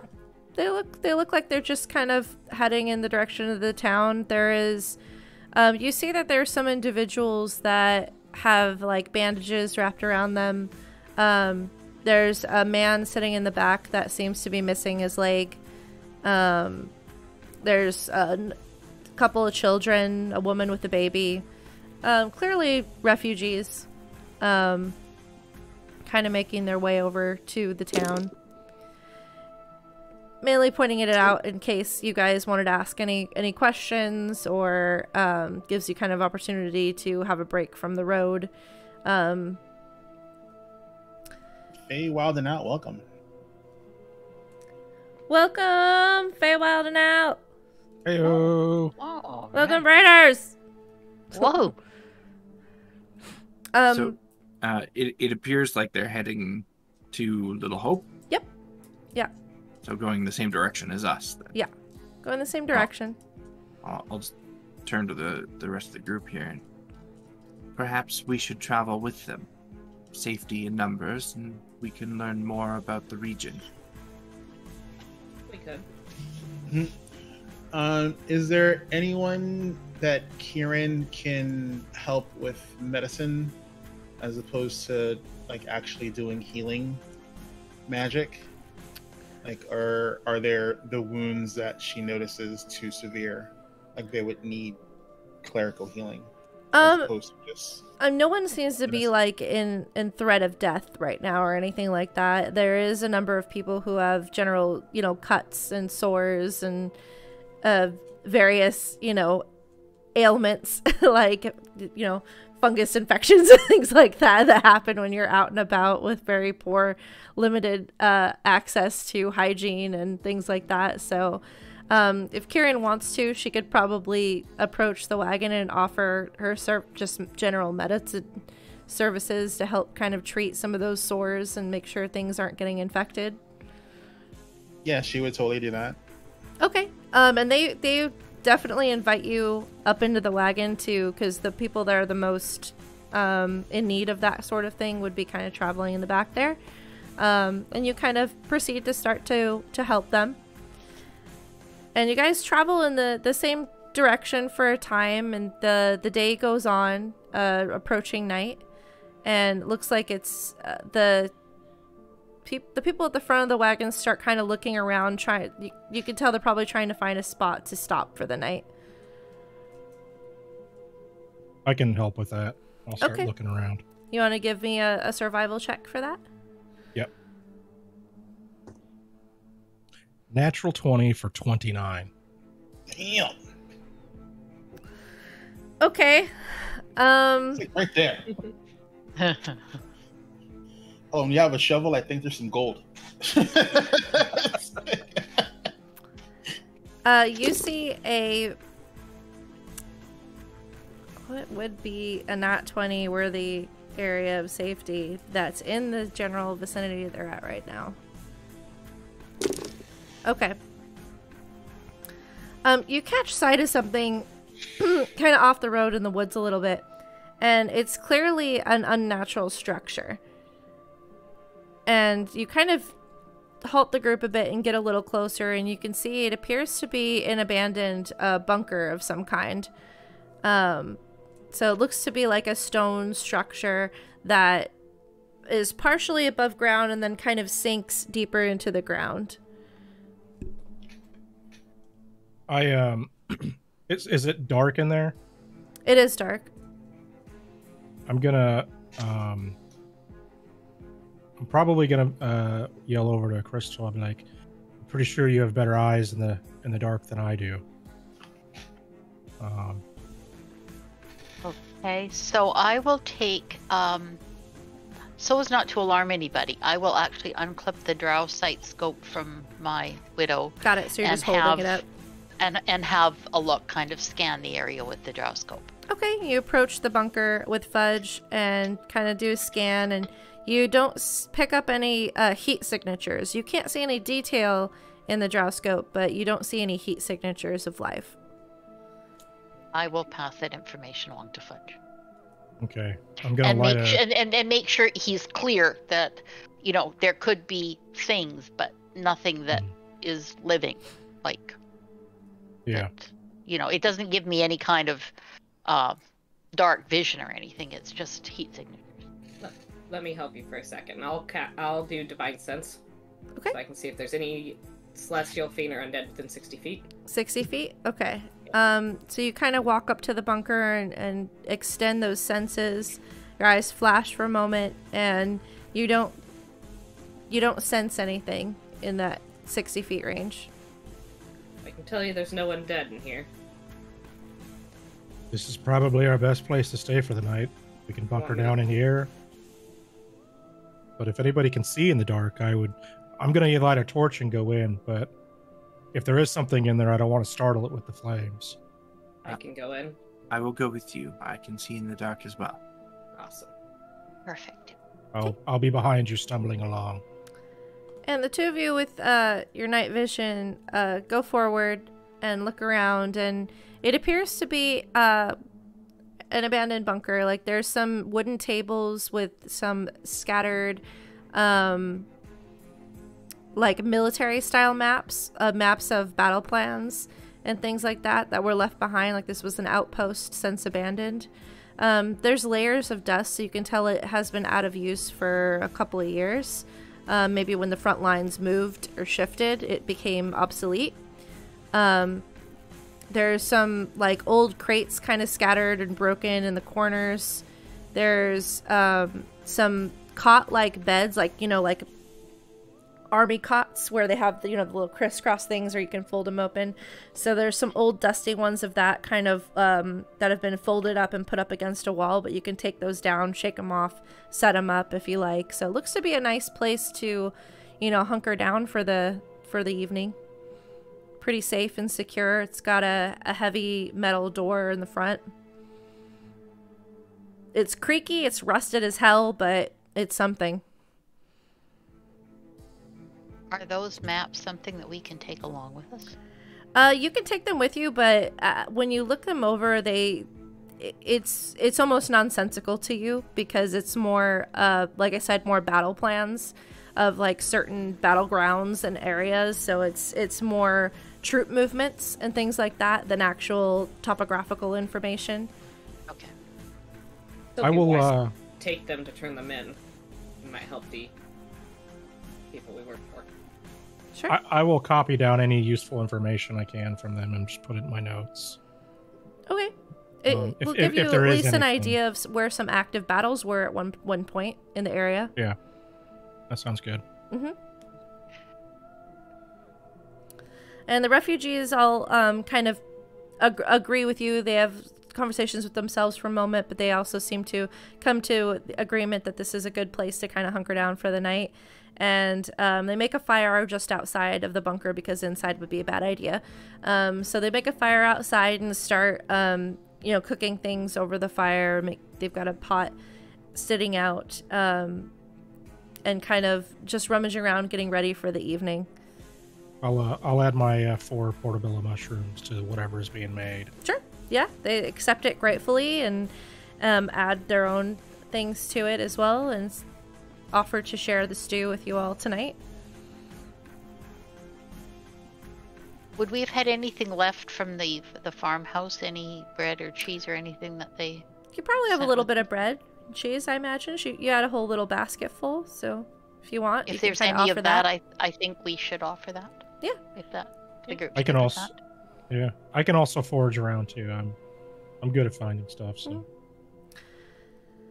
So you guys have another free meal and boarding ahead of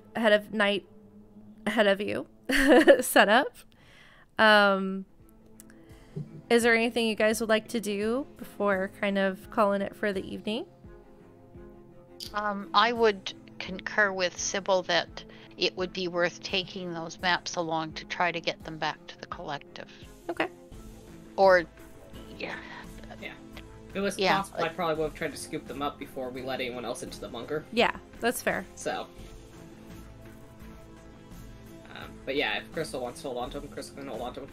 I'm not sure if I like what I have for space, but I'm sure between the two of us we can work out something. Yeah, yeah.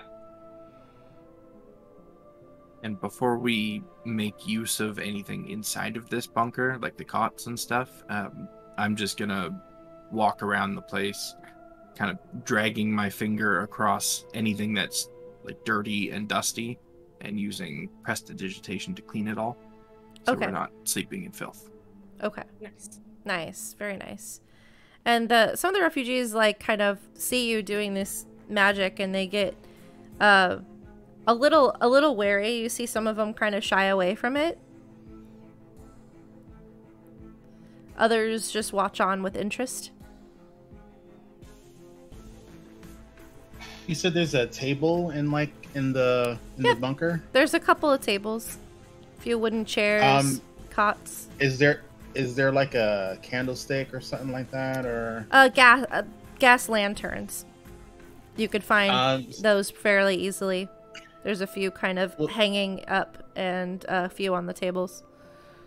Well, if there's one like in the center, she's not gonna like light it with she's not gonna ignite it. She's gonna cast light on it. Okay. Which is probably a good idea because there's it's a slim chance there's still gas in them right now, but maybe the refugees had some oil or gas with them. Actually, that's Maybe. a fair point. After I see that one being lit up with magic, I'm gonna go around to each one that's in the room and check if there's any oil or anything in them. Okay.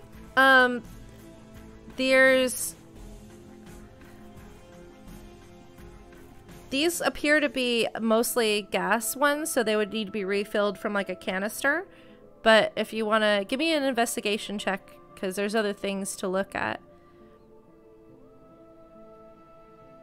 I'm destined to just roll poorly this whole campaign. That's going to be a 7. Okay. Unfortunately, it seems like there's no longer any fuel left in any of the hanging lanterns. And you kind of just glance around and you don't immediately see anything that looks like canisters, so you're not really sure. You can maybe ask. Maybe someone else has some, but you don't immediately see any. Yeah, it was just going to be a resource collection if there was any left over. So after not seeing any, finishing my task of cleaning things up, I'm just gonna go find somewhere comfortable to sit and have dinner. You can certainly take some of the gas lanterns if you guys would like to add any of those to your inventory. There's plenty around. Yeah, I'll take one. Why not? Okay. Yeah, why not? Yeah, me too. How many would there be enough that we Yeah. could each take one if we wish? Yeah, there's definitely at least 5 in there, so...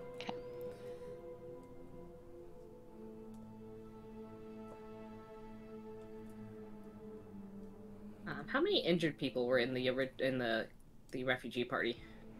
It's hard to tell. A lot of them have bandages on something.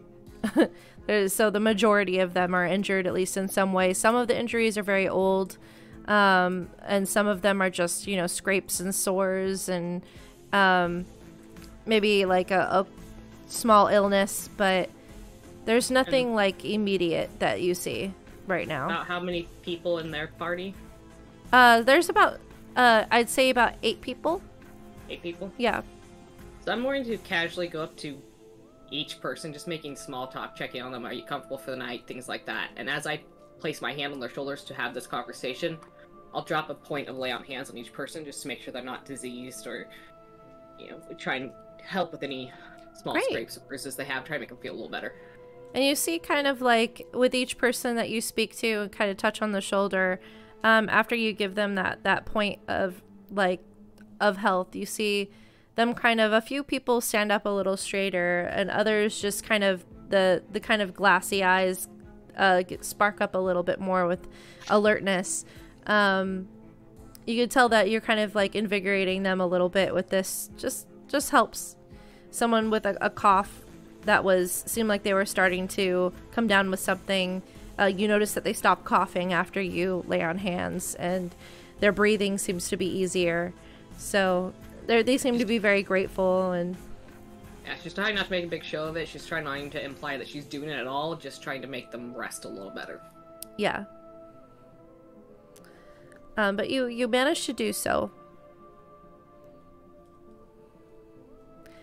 And if anyone who seems like they actually have the fungal disease, I have to spend a few more points. So if I notice anyone who seemed to be actual, like, diseased, I'll spend a few extra points to heal them from the disease. Yeah, no, just kind of normal stuff. Okay. that they would have, like things from, you know, walking around in boots that have holes in them, and things like that. So average kind of stuff that they've probably lived with for a while. And it appears to be about 2 families and a few kind of strangers that have just joined the group. I'm sure it was slightly weird for them, because here comes my metal hands touching on the shoulder asking you questions. They've seen... No one quite like you. Not quite like you. They've seen some metal creatures before, and like automatons are fairly common and things like that, but you're the most articulate, and because you have a human face and a metal body, a few of them would probably ask you a little bit about it, like especially the man who lost his leg. He kind of asks where he can get one of those for his leg. Probably spawned it. They're still running the program. It happened in Bink. He kind of nods. An artificial leg. Figures Bink. No one can afford that kind of thing. It's definitely not cheap.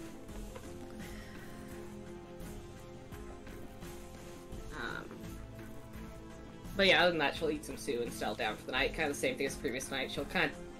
Because she doesn't need the bed, she'll sit up next to the doorway, so she's not too far from the entranceway. Okay.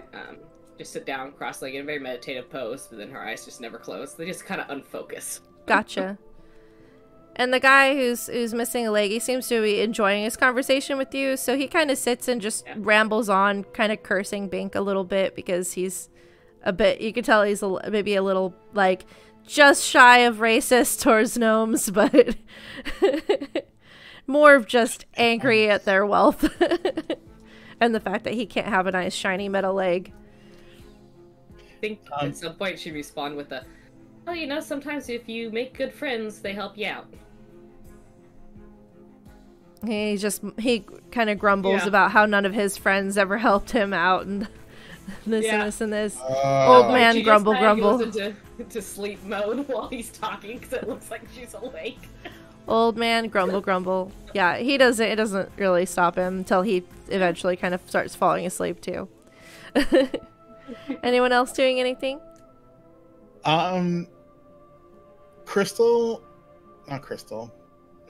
Kieran is going to take some of her incense and her censer. Okay. And she's going to like bless the caravan. Oh wow, nice. So so you kind of, and I think that has like it has healing properties and stuff to it, right? So that we gave you. Well, no. Well, if I use I'm using the flail. Yeah. To like, so it, and if I for 1 minute any friendly creature near me gains 1d4 hit points, and I can't use it until the next dawn, and I haven't used it today. So the command word's illuminate, but she says it in Celestial. Okay. And you do that, and you hear like any kind of remaining rasping voices and things like that get a little bit clearer. Their sleep gets deeper. You could see some of the sores and cuts that weren't fully healed before. The deeper ones start kind of slowly healing as people are resting. And while she's going around with the incense flail lit, she's basically just going to be giving prayers to Saloon. Very nice. And you hear one woman kind of catches you on the shoulder and says, bless you, child. Thank you. I'm just doing what comes naturally. You don't have to thank me. Oh, what's that god that you're praying to? Oh, Saloon. And she pulls like out her Bible, from her belt, and she shows her, she turns to a page where there's a picture of Saloon. And she's not, I don't want to say she's proselytizing, because that's just not Kieran's way. But she talks about Saloon in great adulation. Gotcha. And she tells her that she's the goddess in her land, and that she's gives her the primer. Yeah, she gives her the primer, who venerates her, that she's a night goddess, and her symbol's the moon. Actually is what's the moon phase tonight? It's a waning moon, probably waning crescent. And she says that's, she looks up in the sky and she says that's, she'll tell her that the crescent moon is the moon that soldiers and paladins who are faithful to Saloon worship, because her mace looks like it has crescent moons on it. The tines are crescented moons, and then she goes over what the different phases mean and who worships them. Nice. And she tells her that she goes, even werewolves worship her, but they're not bad ones. Oh, sorry I missed this, but the compound. Thank you, Raiders. Welcome. Sorry I missed it. My chat is like a whole other direction on the screen. But welcome and thank you. And the woman listens to you pretty intently and just kind of nods and looks over the pictures that you're showing her. And she asks a few kind of questions, like seems genuinely interested in this goddess she's never heard of before. So enjoys your company and enjoys the conversation with you. Yeah, she'll tell her some stuff. She'll tell her about the ritual she performed in the Egyptian continent. Nice. And she gets very excited when you tell her that you've been to Al Sharai, because she's like, oh, I've always wanted to see Al Sharai. I hear the marketplaces are, you could just find the most divine foods there. So good. It's so good. It's hot. I had to wear like this very frilly outfit because the nights are cool, but the days are very hot and sweaty. But it's not like, it's not a bad sweat. It's a good sweat, I think. So I mean, yeah, good sweat. Does that make sense? I don't know. Never mind. You want to wear something light? Okay, sure. I can't imagine being that warm, but yeah. And then she, she'll tell her that if she does find her way there, she'll tell her about the market area that she was, and she'll tell her where the little outdoor temple of Saloon was. Okay, nice. And she'll be like, if you want to learn more, there's other priestesses there, and they're very friendly and nice. She nods and goes, maybe one day. That'd be nice. You guys have a nice, lovely conversation, and everyone gets settled down for the evening. Are you going to put up the hut, or do you feel pretty secure tonight? Well, it only holds 9 people, so it won't hold us and you'd have to go outside of the bunker, too, because you wouldn't have the space. Yep. So she's not gonna cast it. Plus, they look kind of hinky when they saw magic casting. So I'm not sure if they lose their shit if she just made this purple starry night yurt appear. Yeah, that could startle them. That not everyone can get into. Yep. I would say that you guys probably don't need to take watches unless you really want to for tonight. Probably feel pretty secure. There's a lot of people, but if you would like to set watches, you can. But we'll just. Do you guys want to set watches? I'm fine with not having any watches, but before laying down for the night, one thing I do want to do is I'd like to cast Detect Magic. Okay. And then just do a once-over of everybody and everything in this little caravan of ours. Got it. Yeah. So you cast Detect Magic, and the spell goes off, and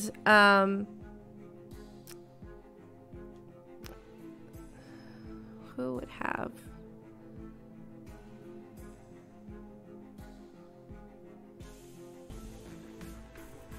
I'm just going through my mental checklist of certain things to see if they would have anything specific.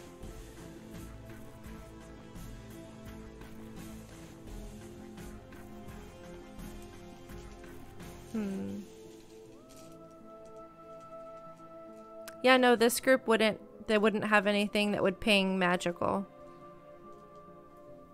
So unfortunately nothing seems to catch your attention. I'm gonna take that as a good sign then, and feel relatively safe from any sort of backstabs and stuff while sleeping. So after that, I'll just find a comfy place to set up a clean cot. Mm-hmm. Go ahead. Would Crystal have been able to have heard the conversation that Kieran was having and seen her pull out the Bible and things? Yeah, I imagine if you were kind of paying attention to your companions, you would have noticed that. Okay, so when she does that, Crystal is going to go over and sit down somewhere nearby and kind of look at Kieran a little bit puzzled, because it seems sort of more mature than she's seen Kieran acting before. And it's an opportunity for her to indirectly learn more about Kieran and what Kieran's beliefs are. So she would just take in all of that without saying anything. Nice. I like it. So when Sybil did sit down for the night, she would have positioned herself so that if anything crossed the threshold of the door of the bunker, it'd be in her line of vision. Okay. Are you like in front of the bunker door, or? I'd still be off the side, because if anything barrels through, I do not want to get smacked by that door. Okay. If something manages to break down a bunker door, I do not want to be in its path. But that way, my eyes are on the door, since I can still see while I sleep. Okay. And you notice the two men that don't seem to be a part of either family, kind of position themselves near the door as well. And they seem to be, like, give me a perception check. Since you're over there kind of looking at that direction, you'd be looking at them for a while. Yeah. Perception -1 charisma. Oh, hey, -1 charisma. Welcome, Raiders. Good to see you guys. Thank you. And welcome. That was a 16 perception. 16. Okay. You would notice that they're both also wearing military coats that have been like really faded and worn and torn. Their trousers aren't of military type, but you recognize the coats. I recognize what side they were on. The insignias have been taken off, but it does appear to be the colors of Western Darvasta. Okay. She'll make note of that for tomorrow's travel. And I'd say you would also note by the way they're kind of holding themselves and carrying themselves that you see a slight bulge, like they might be armed underneath their jackets. That'd be stupid for travelers to be walking without one. Mm-hmm. But they're not like eyeing you guys oddly or anything. Yeah. They just, you could tell their training is lending them to do something similar to what you're doing, where they're trying to, keep watch on the entry points. Yeah.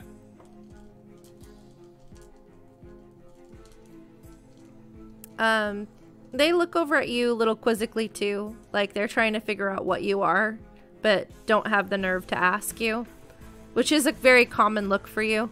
Yeah. Probably doesn't think twice about it and doesn't even think about how awkward it might be for them as she sits there all night with her eyes open.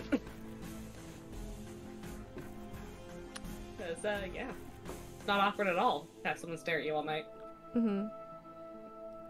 And luckily on the road, they got used to Muffalo walking around, so he's been, allowed to stay inside and whatnot. Like, the refugees don't seem to be too alarmed. They're all kind of keeping their distance from him, but, they could tell based on the walking with you for a time that he seems to be tame. So the night, I'm just gonna go ahead and forward on. If anyone else wants to do anything, let me know. But the night goes by uneventfully as you feel fairly secure in this room. Again, with all of the aided healing you guys have done, you've made things pretty comfortable. You have full bellies from the stew. The refugees seem to have slept peacefully as well, and everyone arises the next day kind of feeling well rested and ready to start the day. You guys head on out. The refugees take a little bit longer, kind of like loading up the wagon and whatnot. Do you guys want to wait for them or continue on? Karen she would want to wait and help them out. Okay. Get ready. All right, so you guys wait, help them kind of load things up and hitch the one horse that's pulling this thing. It's a large draft horse, but he's got a lot of work ahead of him. So a lot of the guys walk beside the wagon or outside. And then there's just like the people that are the women, children, and the infirm are more on the inside, although some of the women do walk outside as well from time to time to stretch their legs. So you guys walk beside them, heading on into town, and it takes you guys most of the morning, but come afternoon, I won't have you guys roll for it, we'll just kind of get you there. Come afternoon, the town does come into view, and you start seeing like little signs that pop up, indicating kind of the distance you are away from Little Hope. And eventually it kind of see this small town. There's like she said, like Dessa said, there's a lot of cemeteries in this land, and you see one of the immediate things that you see on the outskirts of town is a church with a large cemetery along the outsides that the road kind of takes you and skirts around. There's a lot of small homes and apartment-like dwellings. Most are made of stone or wood. You do see that, let's see.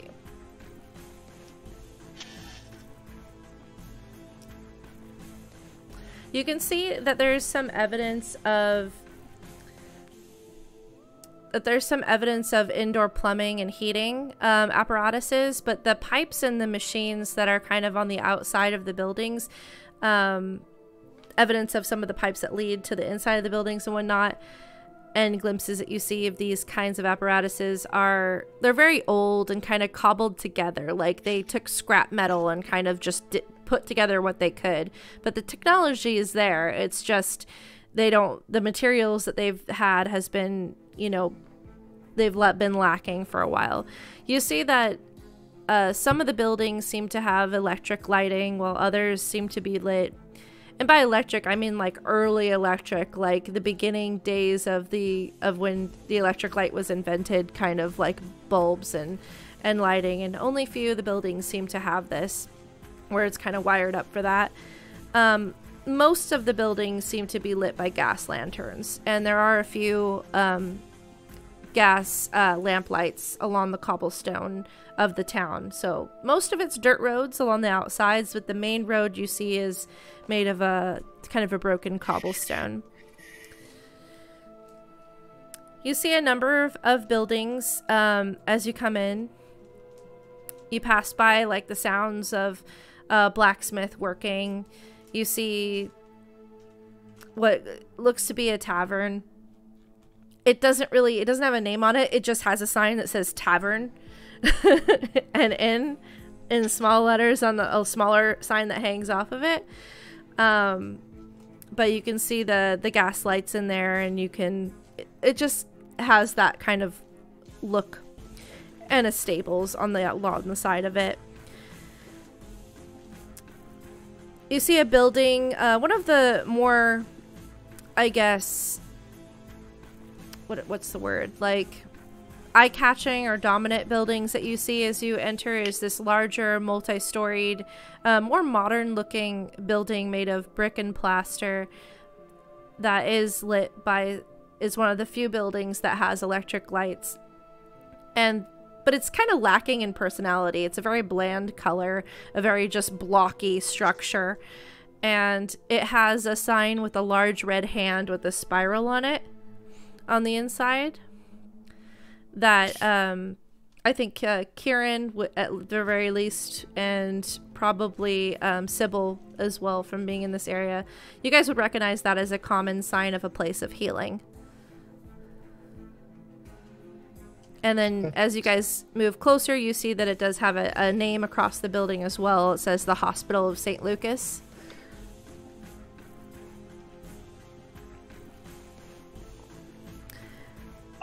Karen would turn to the woman she was talking to as they're getting closer to this building, and she would go, is like that an actual saint, or is like a lesser god?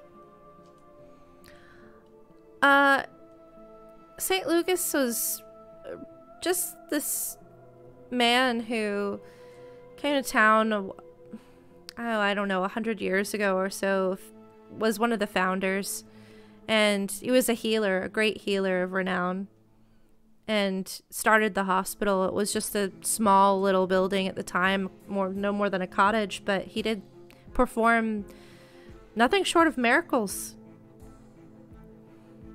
in his time. But he's been long gone, but we honor his name. To my knowledge, he was just a man, but had extraordinary ability.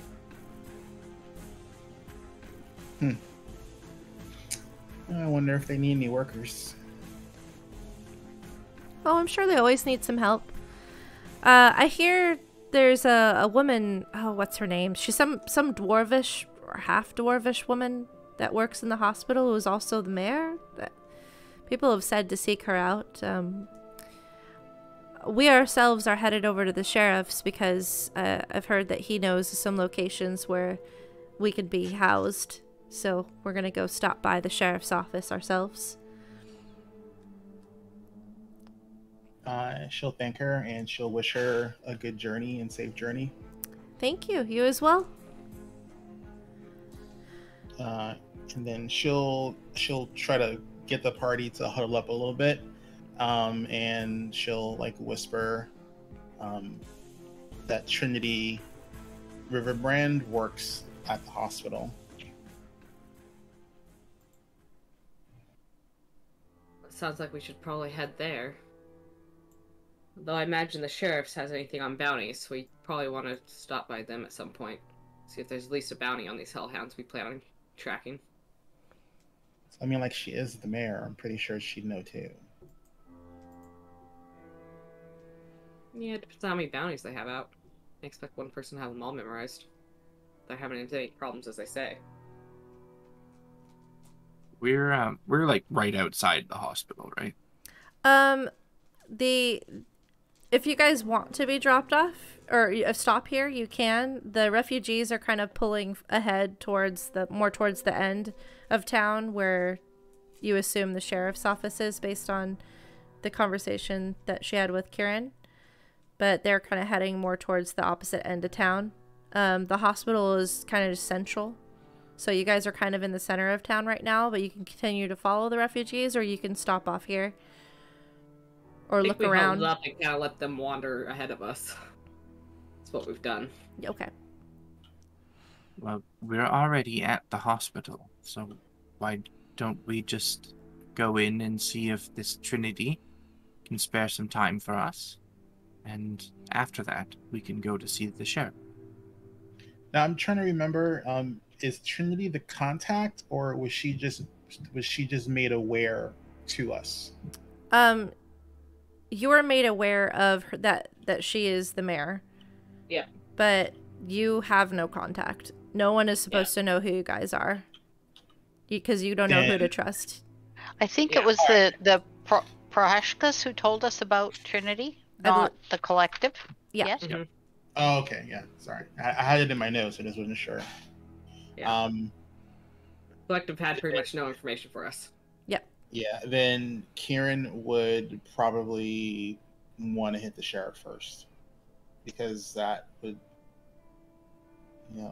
be like the least, conspicuous. I mean, we're not hurt, so why are we going to the hospital? I mean, I can go in and say I'm looking for work, but I mean, what's your excuse? Yeah, if we were adventurers, why would we be talking to the mayor? I would think we would talk to the sheriff. Agreed. What she said.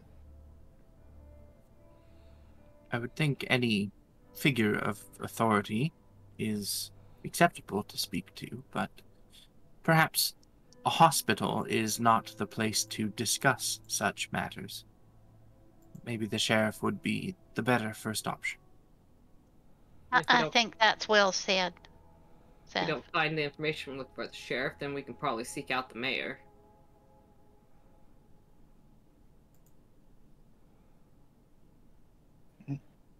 Kieran starts walking. All right.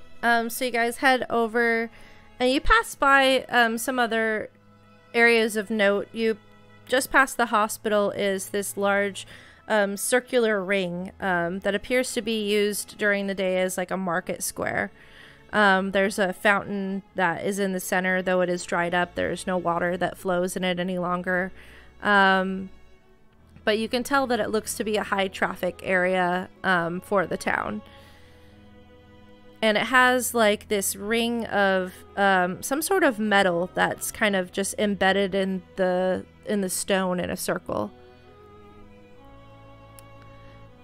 Does it look like it's some sort of magical circle, or does it look like it's just, decoration? Marker.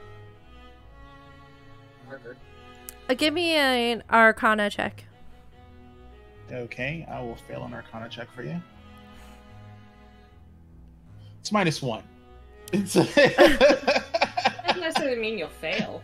it's like, You rolled. oh my god, I rolled a 20. I rolled a Kraken for Wow. that, so it's a 19. So 19.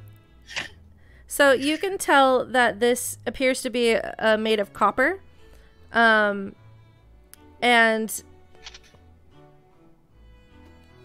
although copper is like a conductive material, but it doesn't seem to be used. It seems to be more decorative from what you can tell, the way it is displayed, and it's got points around the circle that kind of come to that have. It's mostly just a ring, but it has a few that make these little points that create almost a vague imagery of a sun, if you were to look like from way up atop. And you also notice with that there appears to be like a sign kind of off to the left that says the Copper Ring Market.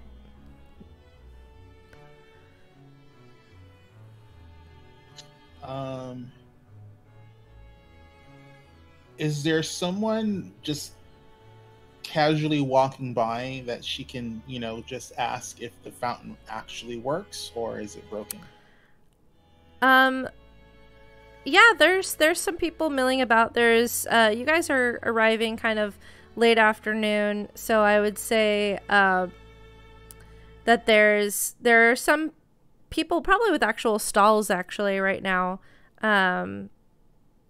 that you can approach, like some of the merchants. There's not a ton of them, but there's a few people with stalls. They seem to be selling nothing really extraordinary. There's one person selling scrap metal. There's one person selling garments that are washed but seem to be clearly worn, or aren't new.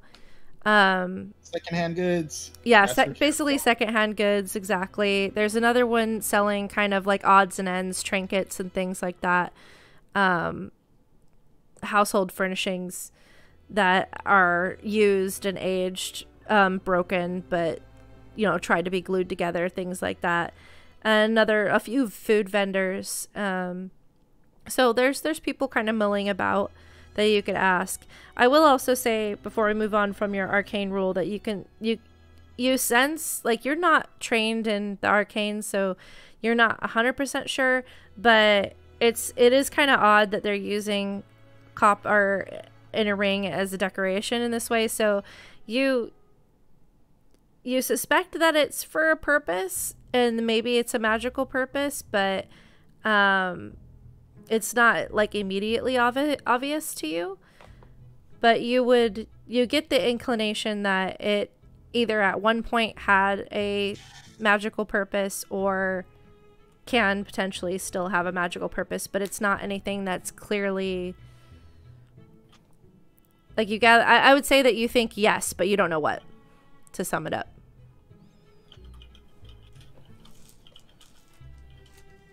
Cool. Kieran will go to the secondhand wares stall and look for anything that's A, in her size, B, slightly purplish, and C, is not moth-ridden. Okay, slightly purplish and not moth-ridden. You see, like, there is a... let me see. Give me a percentile roll to see if there's anything that might fit that criteria.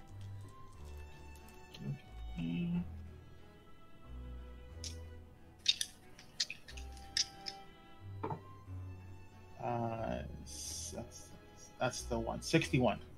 Okay. Purple is a very vibrant color, and there's not much vibrancy here. But you do find kind of like a faded navy blue cloak and a skirt,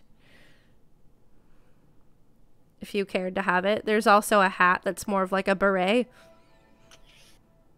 Oh, she doesn't do berets. Yeah, she'll totally go for that. And she'll ask what the price is. And there's a young girl manning the stall. She appears to be a human, and probably like like 18 or so. And she kind of looks over the garment and goes, "Oh, which one would you like?" Both. Oh, the cloak and the skirt? So if you want both of those, I could probably part with that for like 8 copper. I mean, the color's kind of faded. You think we can maybe go for 6, maybe? Give me a persuasion check. That's what I'm trying to do. Are we haggling? Always.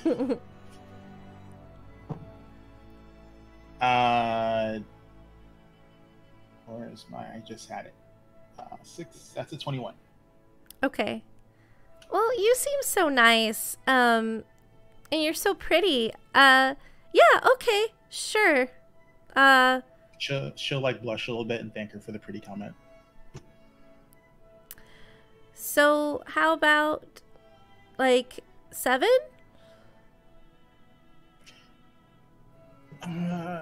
She goes like, I don't have any. Oh yeah, I don't have any electrum. Ugh, electrum's nasty. Yeah, I'll do 7. 7's fine. 7 copper? Okay, sounds good. Would you like me to wrap these up? Oh no, she just folds them up and like sticks them in her pack. Okay. She's like, "What's your name?" And you see that she was going to, what she is wrapping her garments up in is like these printed press papers that you gather were used for news at some point, but they have grease stains on them. And oh yeah. but she's like cleaned them off. Nope. Things have multiple uses. Yeah, I would totally ask her what her name is. Okay. So she says I'm Rasta.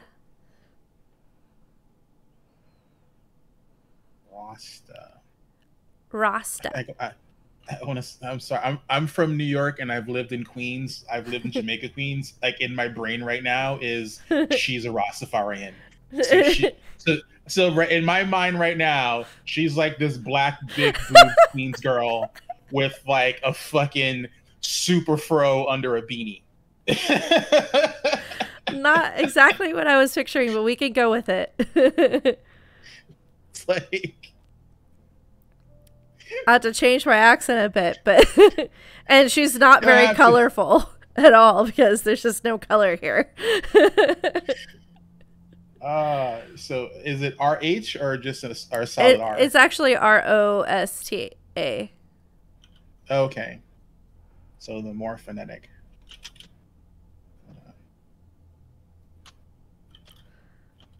Yeah, Rasta, not Rasta. Yeah. Sorry. No, you're fine. I'm totally fine with. We could go with that image.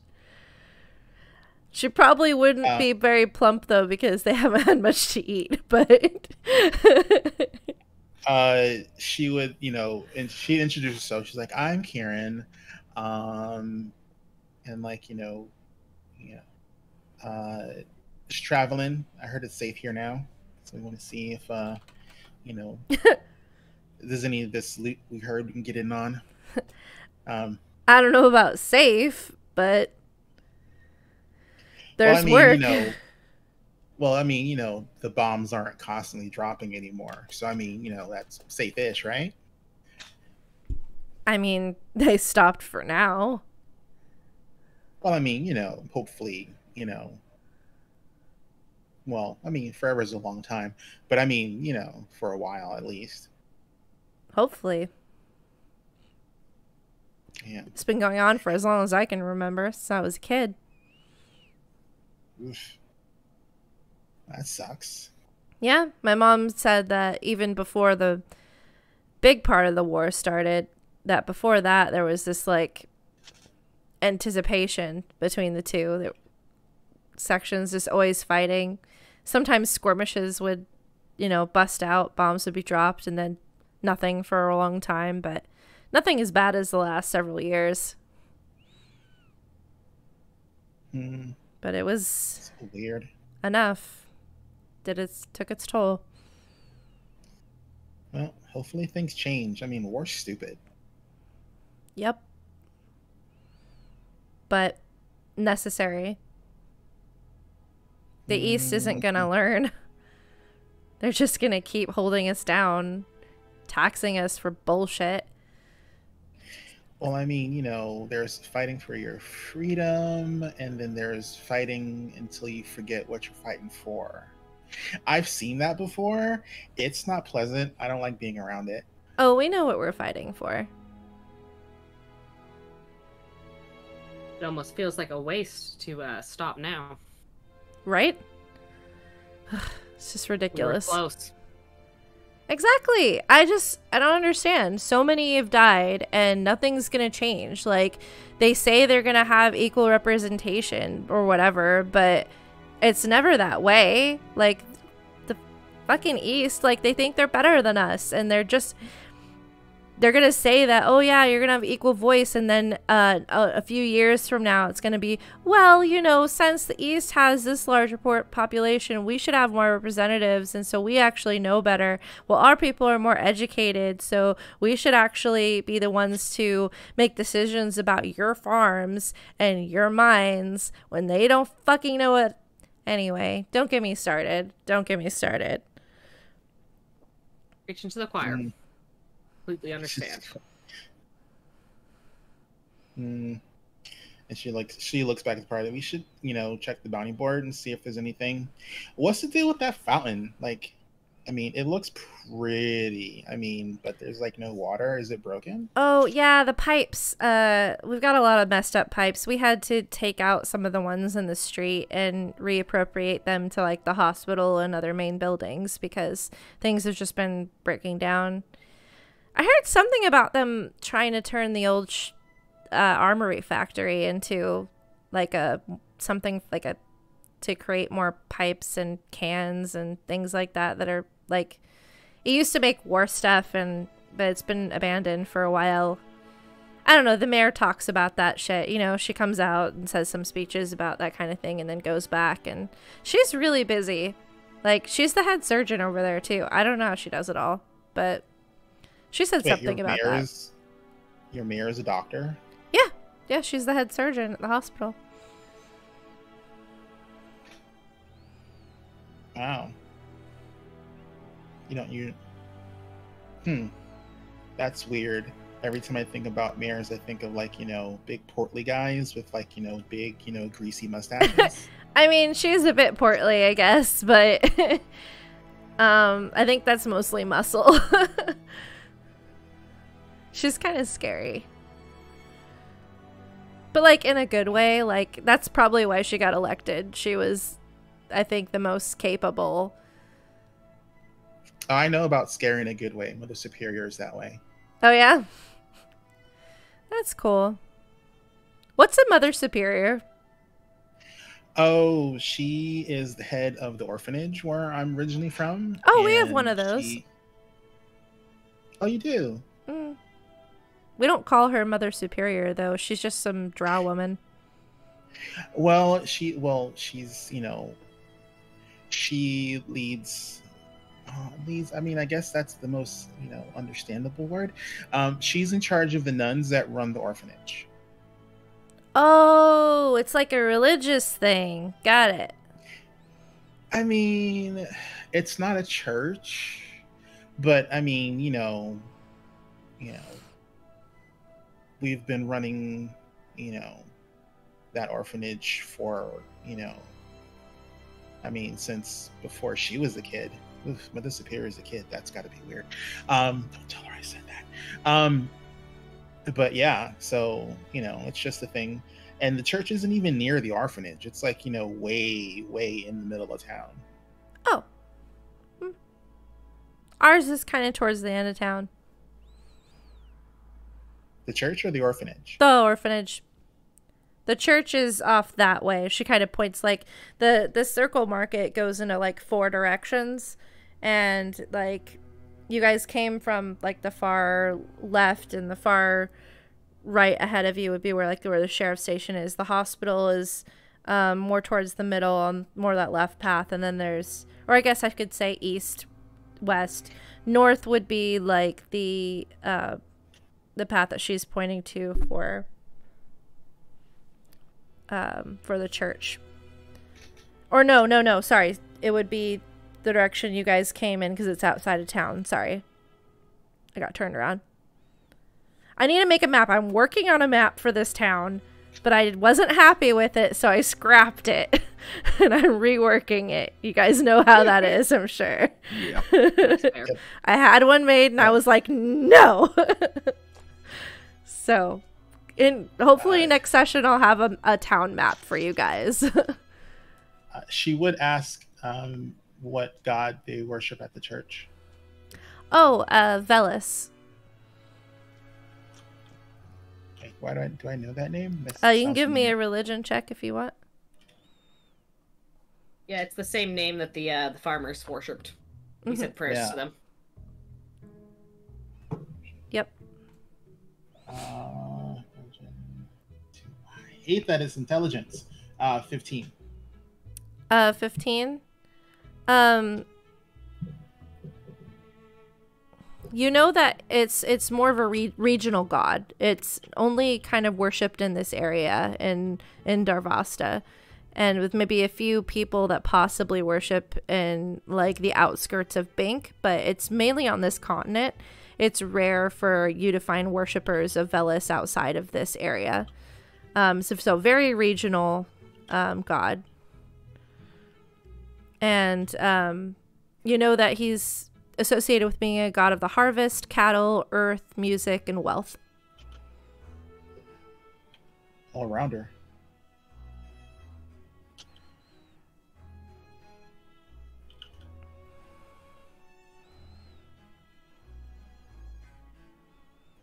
Cool. Well, she'll thank her, and then she'll start heading towards the sheriff's office again. Okay, I imagine the group. Did you guys stop in this market square looking around too, or did you just leave Kieran behind in your wake? What's everyone doing? I waited for Kieran because I also had a conversation with the shopkeeper. So. Okay, so yeah, you were with her. I usually tend not to let Kieran get too far out of my sight because of things I've heard about her, so I'm always kind of on the alert that just to kind of, if we need to pull her back a bit. Oh no, there's another church she might set on fire. Well, I think it was a sawmill she set on fire. But... Saloon, so yeah, oh, that's right. I mean, you just have to like make sure she's not near combustible material. And everything's fine. I mean, she set on fire some non-combustible material before. So, I waited around as well, but probably a little ways back from where the conversation with the shopkeep was happening, and just kind of observing and taking in the surroundings and the people of this place as they move about. Yeah, give me a perception check while you're looking around. Fudge is probably doing the same thing. He's not as comfortable in towns as he is in the wilderness. Okay, you can give me a perception check too. Damn classic rangers. 14. Okay. Mine's awful. It is a 9. Okay.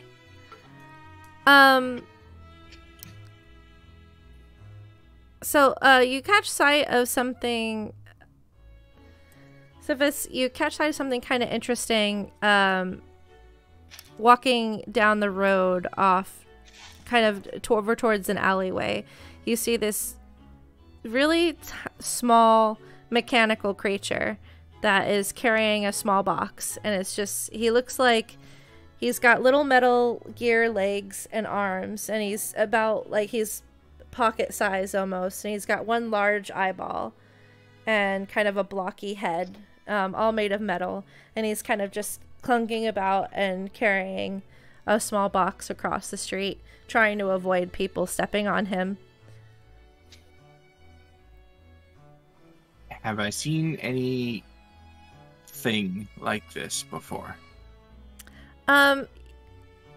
Give me is this strange enough to me that I might be curious to see what it's doing, or is this just the type of thing that you may occasionally see in a town or city? I would say that this is common to see in major cities, more affluent cities, but it's a little odd to see in a rural town like this. That's all I need to know then. I'm following it. Okay. Are you trying to be quiet about your following him? I don't think so. I think I'm just gonna, like, stroll along like I'm just an average citizen that happens to be going in the same direction as this thing. Okay. Since you're trying to blend in, go ahead and roll me a stealth check anyway, just to see how well you blend in. But I'll keep in mind that you're not like trying to look suspicious, hiding in the shadows or anything like that. That you're just kind of blending in. And I argue for a performance check. Sure. Yeah. Okay, that's gonna be a dirty 20. Okay. So you feel pretty confident about you kind of like blending in. There's not too much of a crowd, but you guys have been on the road for a little while, and so you feel like you can kind of try to match the general look of some of the people around. Don't seem to have caught the little thing's interest, and he kind of turns down an alleyway. Do you continue to follow him? Yeah, I think once I hit the alleyway, if there's no other people really coming and going through the alleyway, that's when I'll start to be maybe a little more stealthy. Okay. So you see that there appears to be this alleyway seems to go back behind where the tavern is, and you see a very flamboyant tiefling man. He's got the brightest colors of anyone in town. He has this bright green scarf that kind of trails to a purple hue, and he has he's wearing like some very thick eyeliner, and he's got a it's sort of like a really like, you know, like a piratey type shirt, like very like billowy. Mm-hmm. And it's of this kind of more like cinnamon color. So he's got multiple things going on. He's got like a sash around his for a belt, and he just seems to be just more vibrant than a lot of the other people in the area. He's got some like chains and like some nothing really fancy, but clearly like homemade kind of chain jewelry and pressed like embossed metal, like pressed metal charms kind of hanging from his horns. And his horns kind of are the type that kind of go up and then curve and go back. And he is just kind of lifting some empty barrels and setting them off to the side. Doesn't seem to be paying attention to the small creature as it continues to walk past him. But he seems to be the only one in the alleyway right now. Okay. I'm gonna continue following the metal creature, but Mm-hmm. I'm gonna slow my pace a bit as I pass this guy, just to take in everything about him as I go by. Gotcha. Kind of commit his image to memory. And he kind of pauses and glances at you and gives you a nod. Oh, hey! Hi. Are you lost? You look new. I am new to this area, yes. Ah, well, you probably want to stick to the main market. If you turn around, there's the Copper Ring market. You could find some stuff out there. You come inside for some drink. Got some nice ale on tap. Do you run this establishment? Ah, yes, I'm Dax. This is my Dax. place. Yeah. You look very unique compared to most folk that I have seen around here. Oh, you mean I actually have a sense of style? Yes. Yes, a lot of color. Yeah. I dye them myself. My sister thinks I spend too much money on inordinate colors and dyes, but I tell her that it is worth it to feel good in your own skin. Not disagree with that logic. And he's kind of like a grayish blue hued tiefling. This tavern of yours, is it open all evening? Oh yeah, most of it. I have some other companions that I'm here with. Perhaps we will stop by later. Yeah, please do. I love new people. It's just new stories. It's always the same thing around here, you know? I lost my brother. I lost my dad. I mean, it's very sad. Don't get me wrong. It's just, it is very sad and it's awful and it's horrible. But my goodness, to hear anything different. You look like you're from someplace far away. Tell me you're from someplace far away. I am from someplace far away. Perfect. You must come. What's your name? My name is Cephthus. You can call me Ceph. Ceph. Oh, that's just awesome. So nice to meet you again. I'm Dax. This is my place. First drinks for free. All right. If you're from someplace new, but you owe me a story. All right. Anything. Just anything. Fashions. I'd love to know the fashions from where you're from. Where are you from? I am from... Can I do an insight check on this guy before I tell him where I'm from? Yeah. Okay. Just want to know if this is just, like, on the level, or if there seems to be something more to this. That's fair. That's going to be a 22. So with a 22, he appears to be, like, pretty excited to be meeting someone new. He does have this air about him that you know to be common to people that are often hiding something, but you don't necessarily know what he might be hiding. You're not getting necessarily an outwardly malicious intent from him, but it's, you know, people who kind of put on a front are usually trying to maybe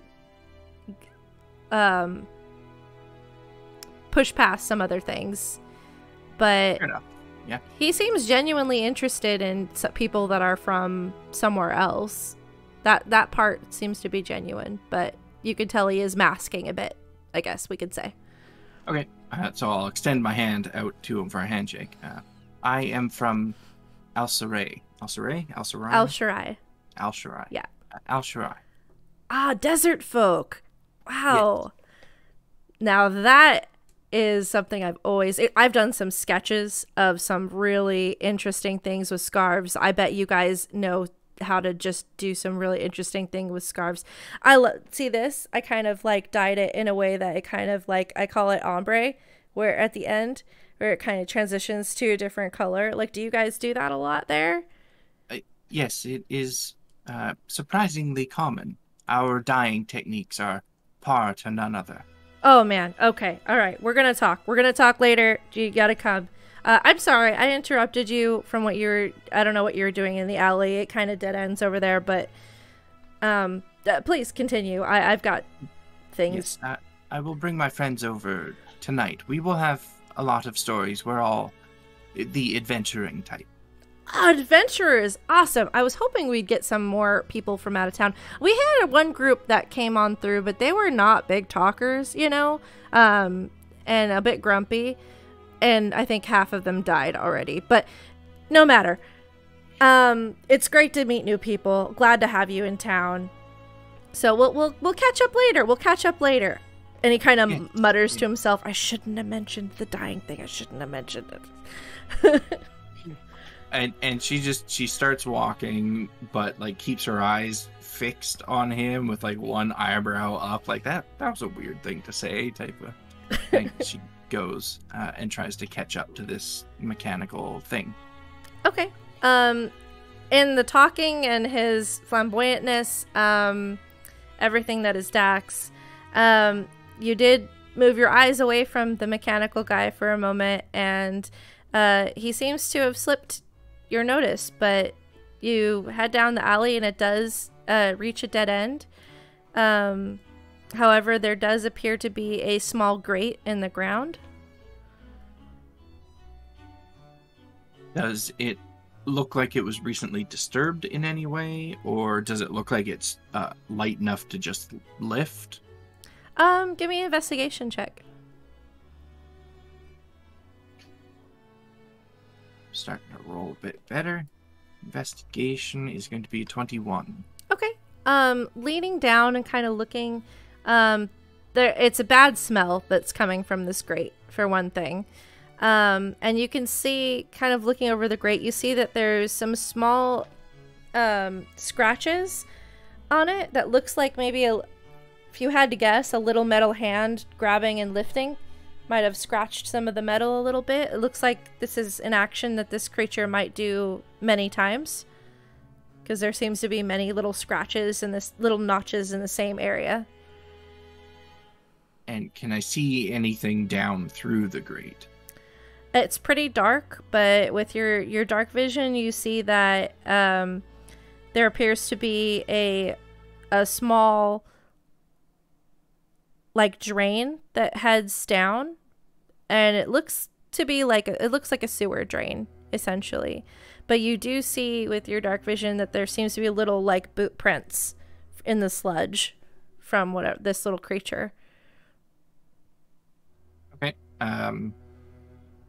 So I'll just kind of make a mental note of all this. We are maybe going to be coming back through this way later in the evening and return to the rest of the group. Okay. And Fudge, you're just kind of feeling a bit uncomfortable, but it's not a ton of people, so it's not super bad. So you're just kind of soaking it in, and you're noticing people are giving you and Muffalo a wide berth because they're not used to seeing large creatures in the town square. But no one's, like, acting terribly alarmed because he seems to be very docile, and you have him in friendly Muffalo mode right now. But yeah, you don't really see anything really significant, although after a moment or two you go like, hey, where'd Cephas go? You can see where all of your other companions are, but you lost sight of Cephas for a while. Cool.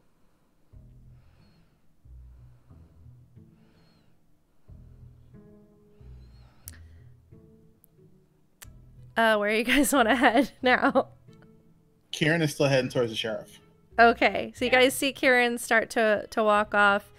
I'd say Cephas, well, when you kind of come out from the alley, you see that Kieran has started walking, continuing towards the path where the sheriff is, and Fudge and Muffalo seem to be kind of like just sitting or just, standing off to the side. I don't know if you would be sitting. Muffalo's sitting, but We'll be hanging out.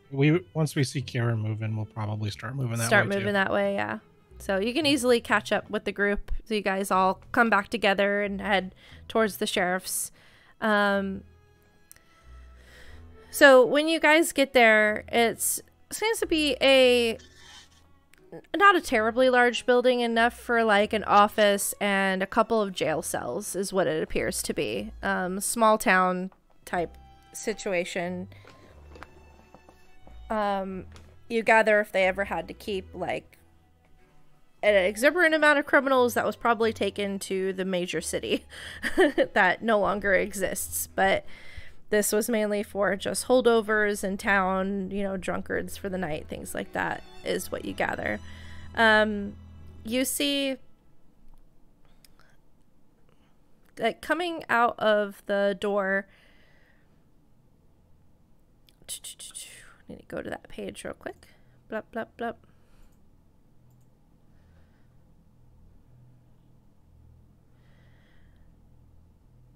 So you see two individuals that are in kind of like grayish blue uniforms. They don't appear to be like military style uniforms, but you can tell they are like uniformed of some kind, and they have a gun, kind of like a small pistol, kind of strapped to their belts, and they seem to be arguing, and one of them has like an apple in his mouth, or like eating and kind of like trying to argue as he's trying to eat with the other. One is a human and the other is a half orc, both male. And they're just kind of having a like friendly argument over something.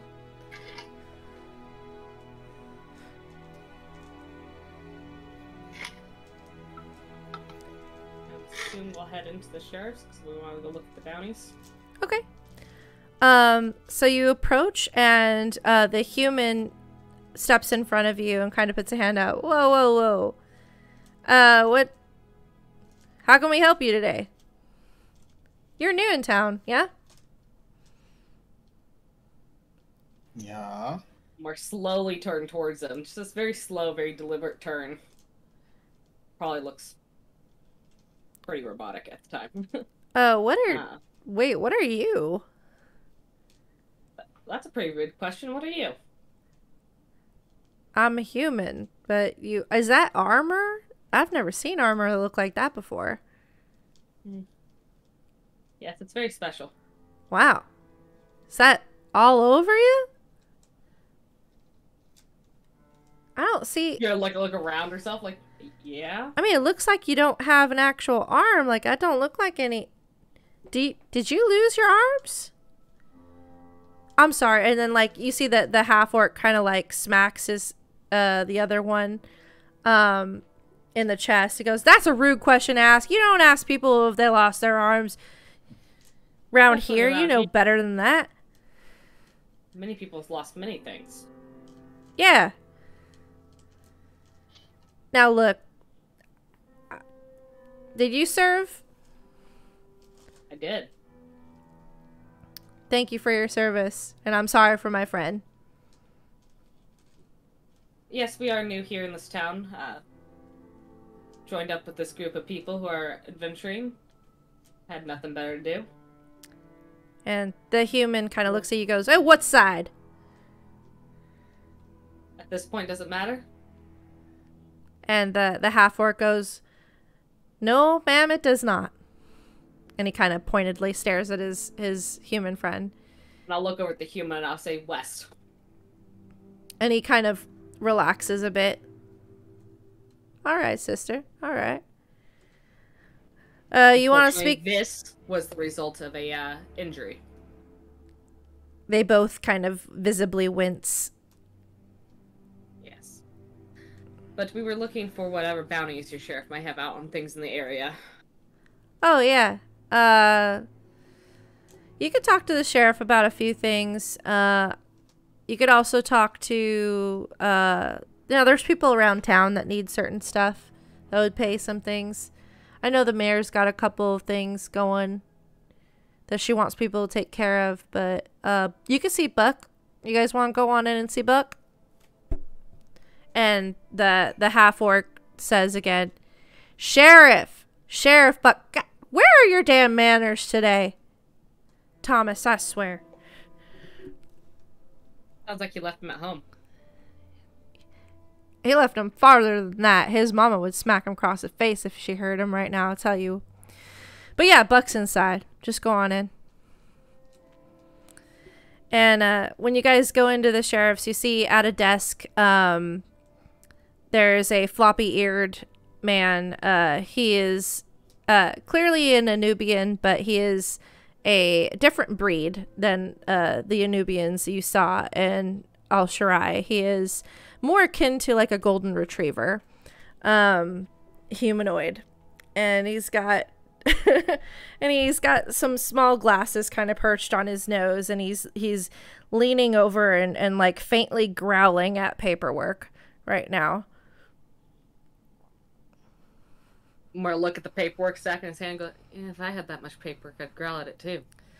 And he kind of like yips a bit in surprise and looks up at you. Oh, shit. I'm so sorry about that. Hi. Welcome. What am I supposed to do? Right. I'm Sheriff Buck. Well, that's not true. I got more. Buck Rozak is the name, but you can call, most people just call me Buck. So you can call me Sheriff Buck. When you get to know me real well, and it's just Buck. But for now, Sheriff Buck is fine. So who wronged you? Who done wronged you? Did you get something stolen? Someone steal some shit from you? You need a house? You don't look like refugees, though. You don't look like... You look pretty put together. Chuckle a little bit. No, I doubt anyone could manage to steal something from us.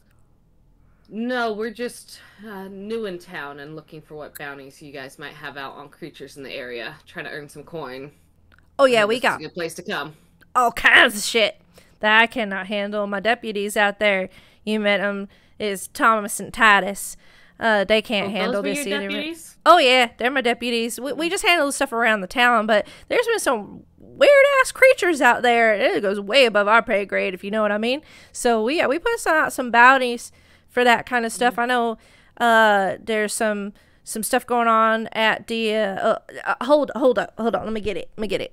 And he like grabs this little book that has these kind of leaflets of papers, and he kind of flips through them, and he's like, no, I still need no, that other group took care of that one. He goes, all right, yeah, right, here's something. So, as I go to my other page here, we've been having all kinds of weird attacks, but there's a couple of things that we could specifically use some help with. I know that there's been some work going on in a couple different places.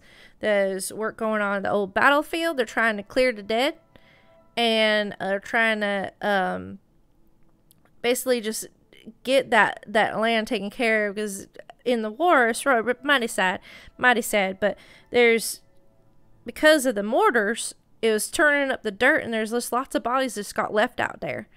And so we're working on, it's a very slow process, but we're working on trying to give them folk proper rest. And, but there's all these creatures out there that just keep eating folk. So I send workers, they come back just eating, or don't come back at all. It is just wrong. The hospital's full of them. We pay good money, but I mean, it's hard to find workers now if they get out there and get eaten. It's okay. It's okay. What kind of creatures did you see out there?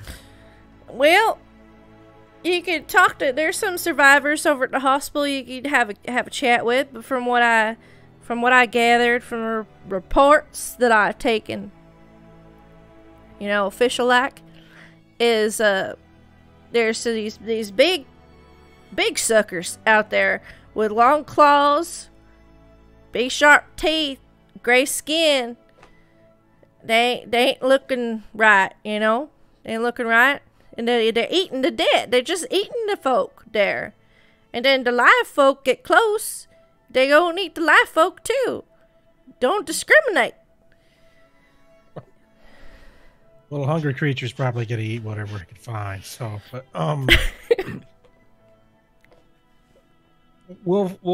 we can look into that. You have another one too? You said you had another. Yeah. Similar problem. There's a church down in the ruined church down in the woods there, and we're hoping to kind of get that cleared out so we can start rebuilding out there, make use of that cemetery.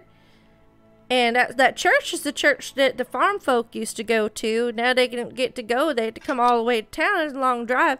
So we were hoping to get that kind of taken care of.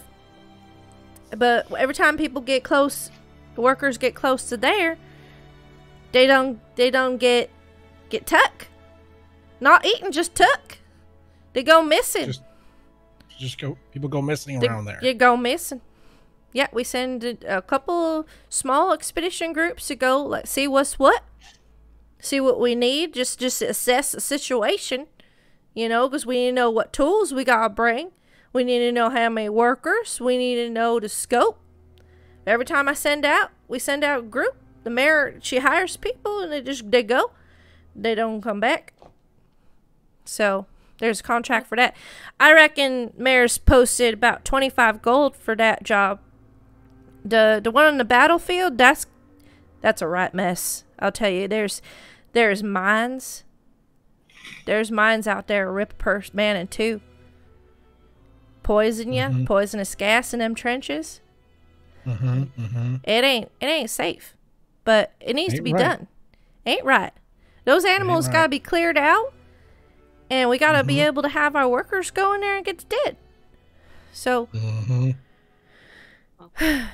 but I would talk to the mayor a bit more about that. I know that she's got some of the survivors there. Maybe they done. A lot of them were still kind of unconscious when I came by. You might have a few more details for you if you stop by the hospital on your way out. Any survivors from the church attacks? No, they all gone missing. Nobody came back. Don't know what's going on there. Do you know a boy, or I guess it'd be a young man, by the name Krasimir? It's Krasimir. It's a tough name for me to say. I'm sorry. Furbolg folk. His family runs a farm. We were passing by the area. They asked us to deliver a message. His sister was attacked. Krasimir, So worker? Something? Worker. Yeah, he said they said that he'd come into town to help clear the fields, get the dead from there, stuff like doing odd jobs around town, stuff like that.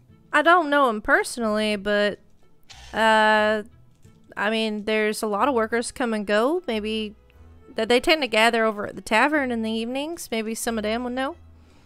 Cool. Thank you. So these bounties, do we have to take out a contract now, or do we just let you know when we fulfill some of them?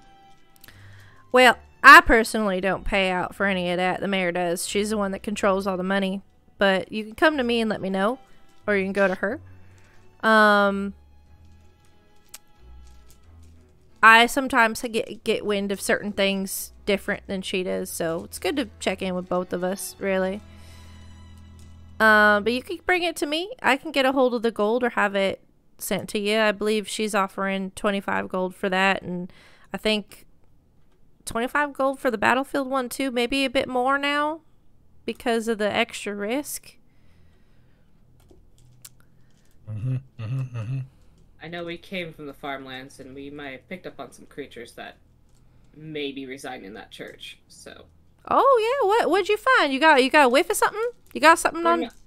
We're not certain yet, but we definitely wanted to investigate. What'd you get a whiff of? What do you think? What's your thoughts? We're not certain. Just a creature that doesn't seem natural. Ain't natural. There's a lot of that going around. A lot of weird shit. Yeah. You ever get any reports of smelling sulfur in the air? Well, no one comes back, so I doubt he has reports on anything. That's true, but just curious.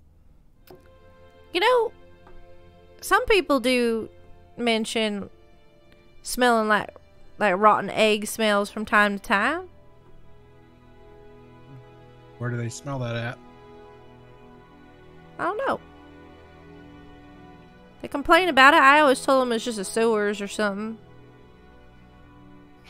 But some folk traveling in mentioned smelling weird stuff like that, and they ask us, "Hey, your sewer's backed up?" And we're like, "No, they be sewers, but seem working fine." Are you having anyone work on the sewers at the moment? We were going to send a team in a little bit to kind of check things out, but don't have anything on the books yet. Nothing? No little people? Like that one? And he points at Fudge. Yeah, Seth, I feel like we should have a little conversation once we get out of here. I mean, little people probably would be the best at sitting in the sewers. It's quite cramped in there. It's not a bad idea. I'm not rooting around in those sewers. You sure? I'm just going to point that out. Yeah, I'm real sure. I think we get a team together of folk like you. You get right in there. I'm not real happy with this conversation, how it's going, so Oh, my apologies. My apologies. Did I cross the line? Is that like when people always ask to pet me? Because I fucking hate that. They ask to pet me. They go like, "Oh, your ears so soft." I'm like, I ain't no dog. I'm sorry. Was it like that? Was I crossing the line? Yeah, I would say you hit a little. I mean, yeah. I'm sorry. I'm sorry. I'm just saying. I didn't mean to do nothing like that. Yeah. Apology accepted. I accept that. So, but anyways, back to what Steph was asking about. Good, because it's getting awkward. I don't like that. It feels weird. Yes, no, I meant more like the mechanical type, not actual people. Not that mechanical people aren't actual people. Like that one? He points at Sybil. Your friend don't see so good, do they? They forget about you. You got bad memory? You got hit in the head? Long journey. Perhaps I will change the subject. I mean, she did almost get eaten by a snake today, so. Yeah, they're out there. They're out there, them snakes. Them's one of the least weird ones out there. I heard that there was another group of adventurers that passed through, not very talkative, this group, and that recently several of them have become deceased. What job were they on? Do you know? Oh, you heard about that. Yes, I did. Well, you know, I guess I'll tell it to you straight. They went on the battlefield to go clear it out. Yeah. They had an unfortunate incident with the creatures or the buried mines. They had an unfortunate incident. And the few that came back promptly left town. So we're left without strong help. So it would be much appreciated. We suspect, people come and go. There'll probably be some others coming through town as well, but we'd like to have these things handled sooner rather than later. You all look quite capable, much better equipped than the others. I mean, they didn't have no metal woman. Or no big fluffy bear owl thing. Right. Me and Muffalo get cross our arms and put each other to each other's backs. Like, we're tough. Yeah. She's got a good, half of the head. She got half an arsenal on her. He points at Crystal. Yeah. Those are nice pieces you got, by the way. Thank you kindly. I'm pretty attached to this one, especially. And she pats the widow. Woo-wee! That's a beauty. Not a woman you want to cross right there. I see that. Well, there's some other things too, but I think you guys, show you can handle some of these things first, and then we'll see if we can trust you with some of the more sensitive jobs. But these are the ones that are a bit more pressing. Appreciate the information. Probably discuss it tonight over dinner and figure out which one we'll go after first. Right. When and if you decide to go to the battlefield, I suggest you swing by the hospital and have a chat. Definitely with old Trinity over there.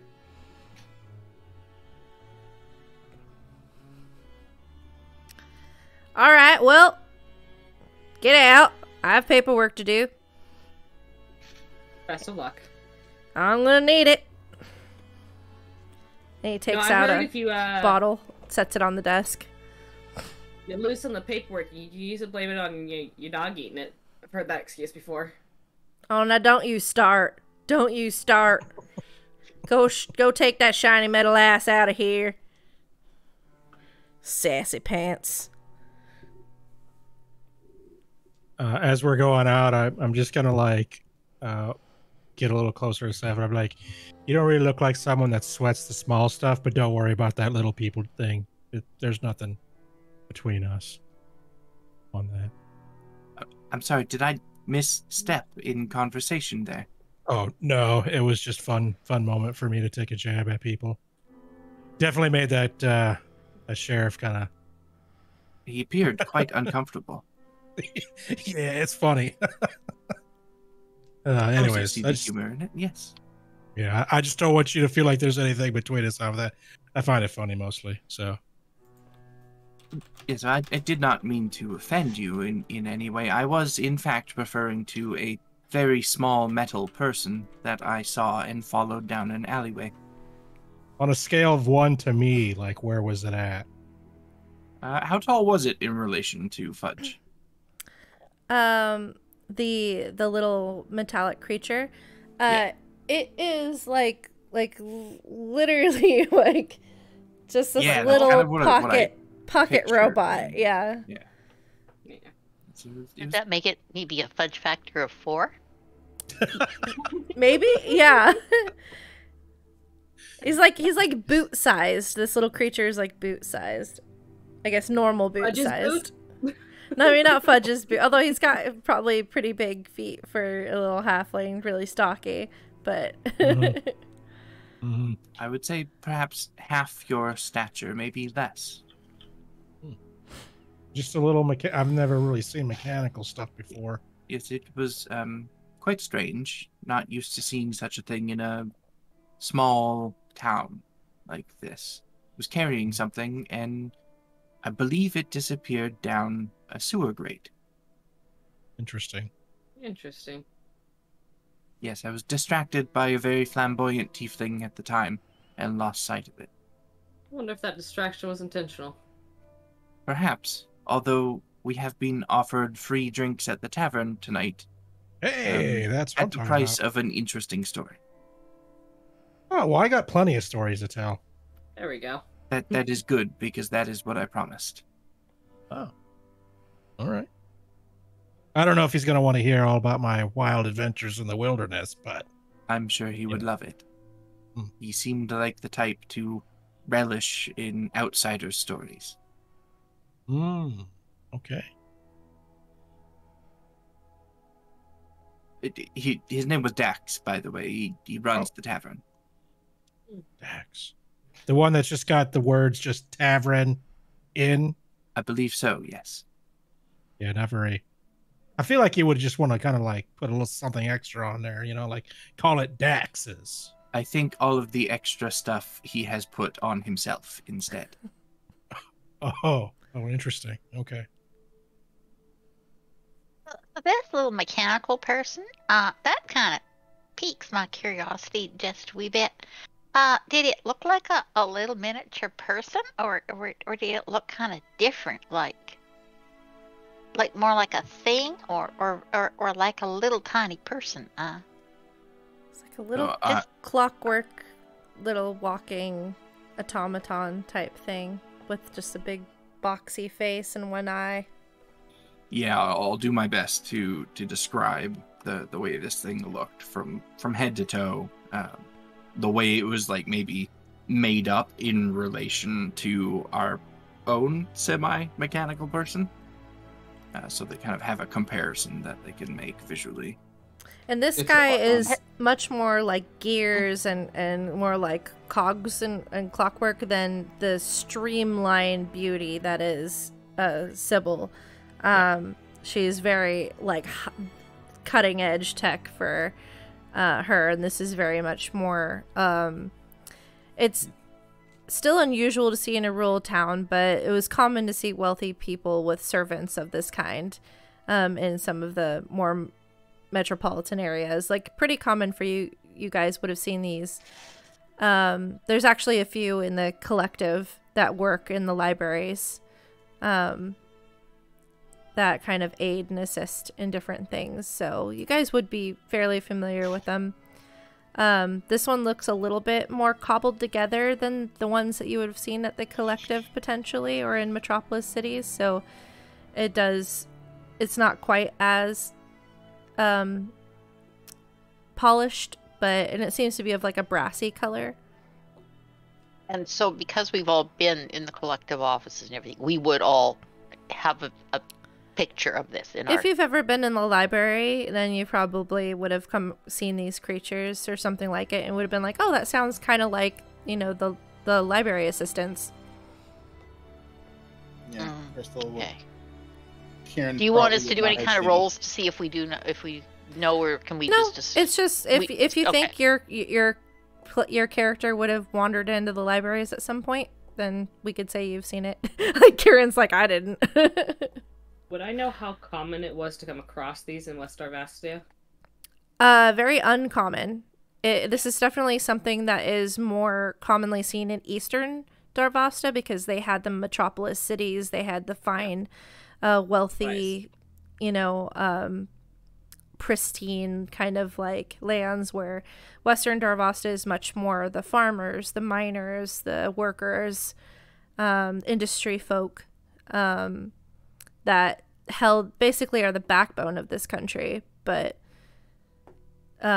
didn't have the finer things. Like maybe there might have been some larger ones that would have worked in like the factories, but it wouldn't have been something that you would find kind of walking around the town at average here, even pre-war.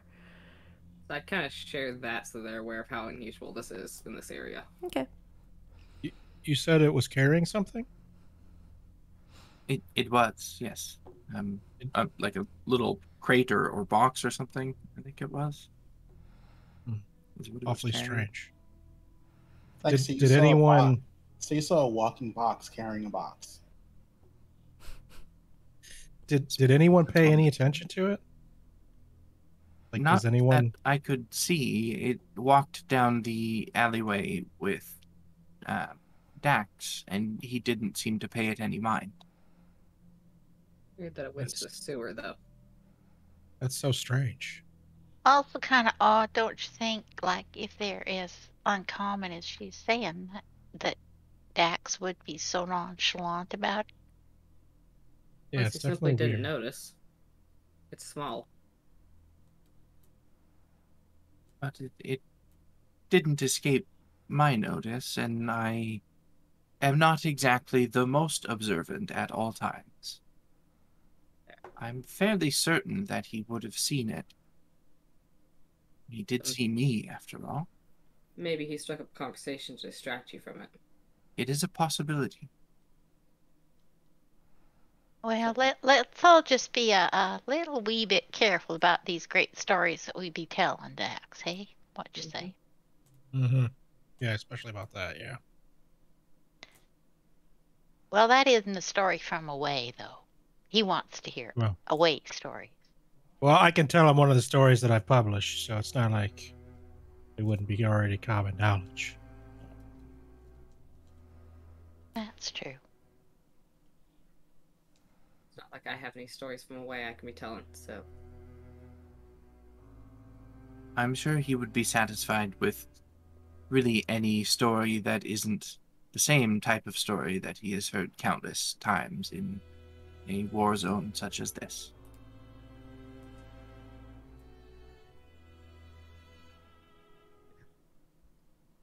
Surely there's somewhere else we need to stop by for the night. You should probably go to the hospital first and get some more information from the survivors, from this mayor. Yeah, what we can about That the battlefield sounds good. attacks.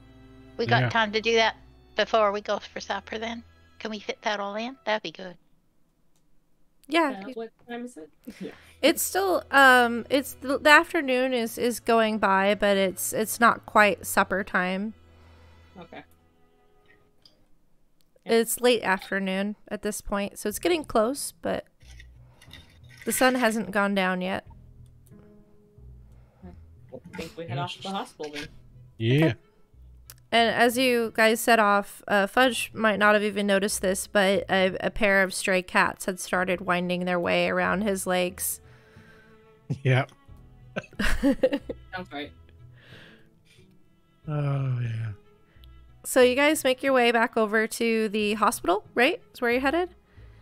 And we're almost done for the night, so just bear with me, guys, for another 15 minutes, and then we'll end. You guys come on in. The hospital, again, like I said, seems to be like this 3-tiered building. It's one of the larger buildings in the town.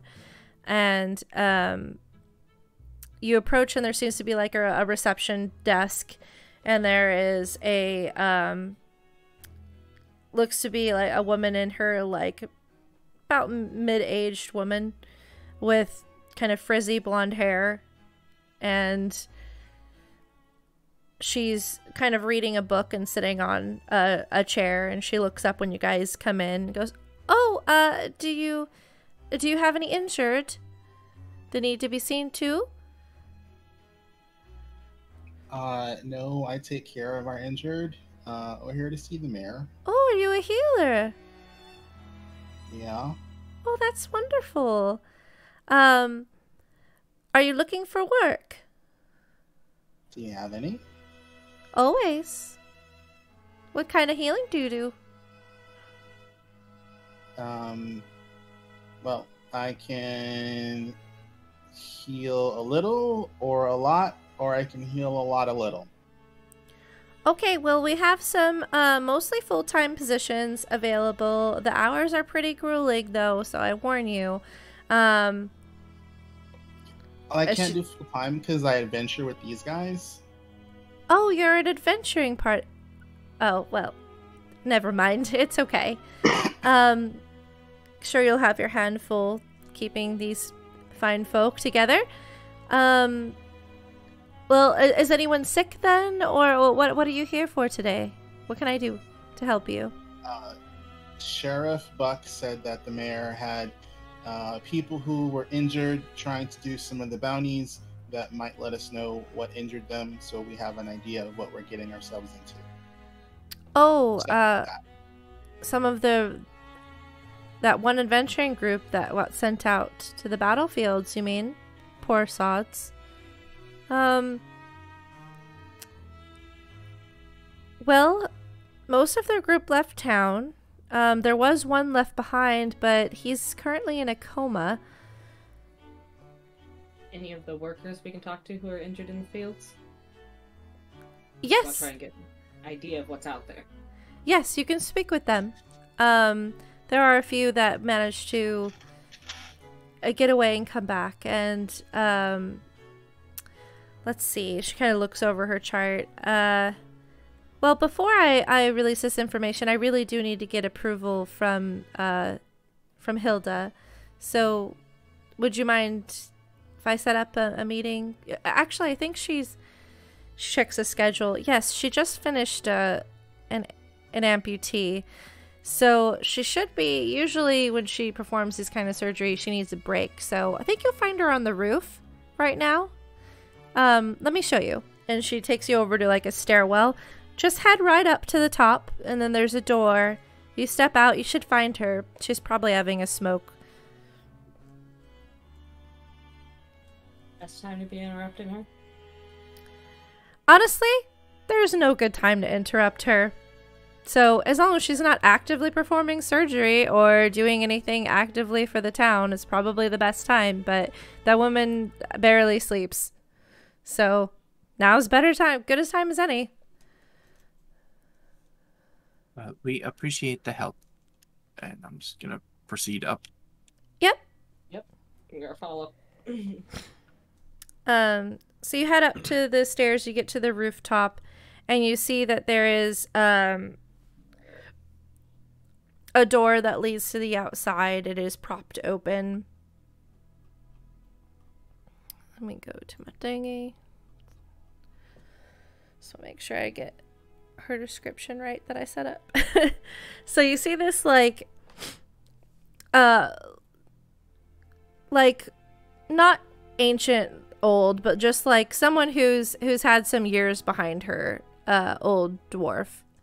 But she's a half dwarf, and you see that she's got she's of dwarven height and coloring, but when she turns around and you see her kind of smoking, and she has a flask in the other hand, and She kind of looks up and she's got these slitted yellow eyes, and she's got broken tiefling horns on her.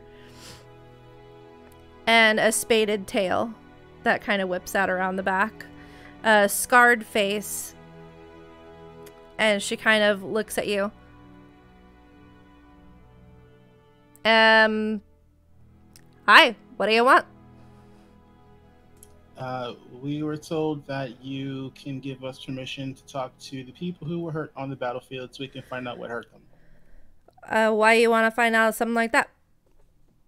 Because we took the bounty job from Buck and he said to come here to get details. Good. Do you guys not talk to each other? Honestly, I try not to. But it's good that you guys are here. Because I've gotten a very concerning report from one of the workers that survived. He just came to. I just spoke with him after performing a pretty gruesome amputee session. You ever come across a necromine before? I have no idea what that Can't is. say I have. Nasty piece of work. Rare, but nasty when you come across them. When they explode on you, this sort of necrotic poison gets in you, goes through your bloodstream, starts shutting down your organs one at a time if you don't get it taken care of quick. If I had the right... Sorry, go ahead. This thing is out on the old battlefields? A few of them, yeah. They were outlawed pretty quickly during the beginning of the war, but there's still a few kind of hidden around. You say outlawed? Like someone created these things? Well, both sides came to the agreement that they were a little too cruel and unusual, so they were stopped being made. Because honestly, the only way to save a person who goes through that is to chop them up. I tried once to chase it through the veins, but by the time I get it, it just slip away. The only real way to handle it is amputation. If you can get the person to a hospital or to a surgeon fast enough, or you take care of it yourself fast enough. Anyway, just finished an amputee. Well, more of a cleanup, really. His friend did most of the work out in the field to save his life. Messy work. But when I finished, found one of our coma patients, one of the workers that were out there in the fields he came to. He told me something really concerning. We need this taken care of immediately, and I'm willing to pay double. I don't know you people. I don't know your capabilities. But honestly, I don't care. If you're willing to get out there and handle this, we need it handled. But I don't want to sugarcoat things. There's dangerous stuff out in that field. Possibly more necromines. Hopefully not many. There's some explosives. There's some undead. But all of that pales in comparison to the thing that I just got a report on. So, I'm gonna ask you something. Most of you look like foreigners. Any of you actually from these parts? I am. Oh. Right. You served? I did. Then you'll know what I'm talking about. Looks like from the reports of the survivor, they found a dormant but still dangerous AASM, which you know, Sybil, to mean an arcane air-to-surface missile. It's usually something that's dropped from the air and explodes, usually on contact. But from what she's saying, this was probably a dud on impact. Now, normally you think something like that wouldn't be too much trouble, but the area it fell in has some poisonous gases that's been eroding the metallic casings, which means that the thing could blow. If it blows, we're likely to be hit by the equivalent of a shock wave that would be basically like a Category 5 hurricane. It would level the whole town. Exactly. So we got ourselves on a bit of a timetable. I don't know when this thing is going to erode to the point where it collapses and degrades. So the catalyst, the arcane crystal in it, needs to be removed so that it's no longer powered. And when the metal casings dissolve, the arcane bomb won't go off. So I'd like to offer y'all normally for this job I'd offer 25 gold, but I'll offer you 75 if you go take care of this immediately.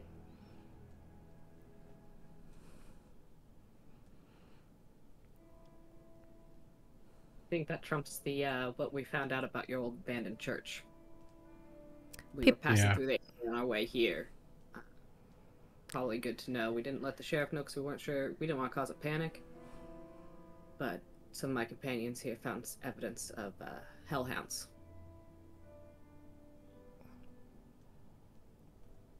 Seems like they may have taken up residence in the church. At least that's the direction they headed in. I don't know what those are, but they don't sound good. Anything with the word hell in front of it is generally a bad thing. Mm-hmm. Kieran, you had photos, right, of drawing? She takes out her Bible and she goes, "They kind of look like that." Yeah, I'll pay you to take care of that too. But we need the this. bomb takes precedence because that will kill. Please. Love the whole town. Yes, I was gonna try to get together some men to take care of this immediately, but honestly, you all look much more capable than anything I could pull together last minute. You came just in time. I would suggest not going at night, but there is some urgency, so your call. But I'd appreciate it if you guys could head out there as soon as you possibly can. You mentioned that it was in an area with some sort of poison around it.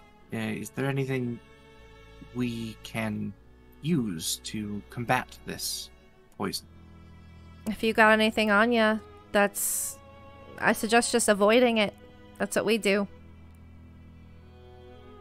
If we have something that get rid of it, I can probably go into it and blow it away, but we need a way to blow it away. Just the gases pool in the mortar trenches. You know, when the bomb falls and there's a big crater, stay out of the craters. You'll be fine. Stay away from the craters. You'll be fine. Don't fall into the craters. You won't be fine. I've been known to be a little resistant to poison, so if I need to get in there, I can give it a shot. I would not suggest it. I don't want to, but I'm hardy. Just don't fall in. It's just don't. I don't want to. Okay? Just be careful. If you do, I mean, hopefully you won't die instantly. It's not quite that bad, but it's hard to get out, and it's right nasty in there. So just be careful. Look out for the mines as well. Like I said, I'm sorry to be sending anyone out there, but we're trying to get the place cleaned up. Someone's got to do it. Do you have any suggestions for finding, suppose, these necro mines or regular mines so we can better avoid them? It's real hard to see them, but with the ground being upturned and moved around, there's a chance you'll spot an edge of it, metallic shine or a slight bulge. If it was buried properly, it's almost impossible to find, but that battleground's been torn up, so as long as you keep a sharp eye out, there's a good chance you'll spot a lot of them. That's what my guys do. They just take it slow. They keep their eyes out. They use a stick in front of them sometimes, although that don't always work because the range is not good. You know, you're usually within 10 feet of one of them when it goes off. It ain't pretty. But they have also used dogs and animals to kind of run through and try to set off what they can. What? It's Like, ugly, do but it's you- better than happening to you. Like, do you Uh-huh. have like a picture of one of these things, or like a really really good picture of what they look like? I don't. There's an old ammunitions and... Well, there's... Essentially, it was a government contract. There's a factory outside of town, but that's a whole other story. There's something that's taken up residence in there, which we can get to another time, but you could probably find some schematics on the mines. They used to make some of them there back in the day. So, it's possible you find something there. But I wouldn't suggest going in there right now. Yeah. We'll get into that another time. Is there somebody who might have one in town? No, it's not exactly something we like to, hold up. We all know what they look like. We all know what the damage is. So there's not really any need to have pictures. Can I ask a quick question here? Because they are like a necromine and they're a little different, some of them. Do they have like any kind of a heat signature? Like, might they be a little warmer than the ground? None of them give off a heat signature that I know of, because it's more of, they're like arcane mines, most of them. Set off when you get into too close proximity, usually when you're right on top of them. But So I don't there's know a for sure. magical essence to them. Some of them. Some are mechanical. But the necromines are for sure magical component. That is good. I should have no problem detecting such things. Oh, that's great, Seth. That's really good. The mechanical ones, they don't necessarily give off a heat signature that I know of, because I think they go off. The ignition starts and goes off more instantaneously. I don't think there's an energy source to them. From what I remember. I was a field medic, so I wasn't exactly privy to a lot of that. I just dealt with the aftermath of it. So.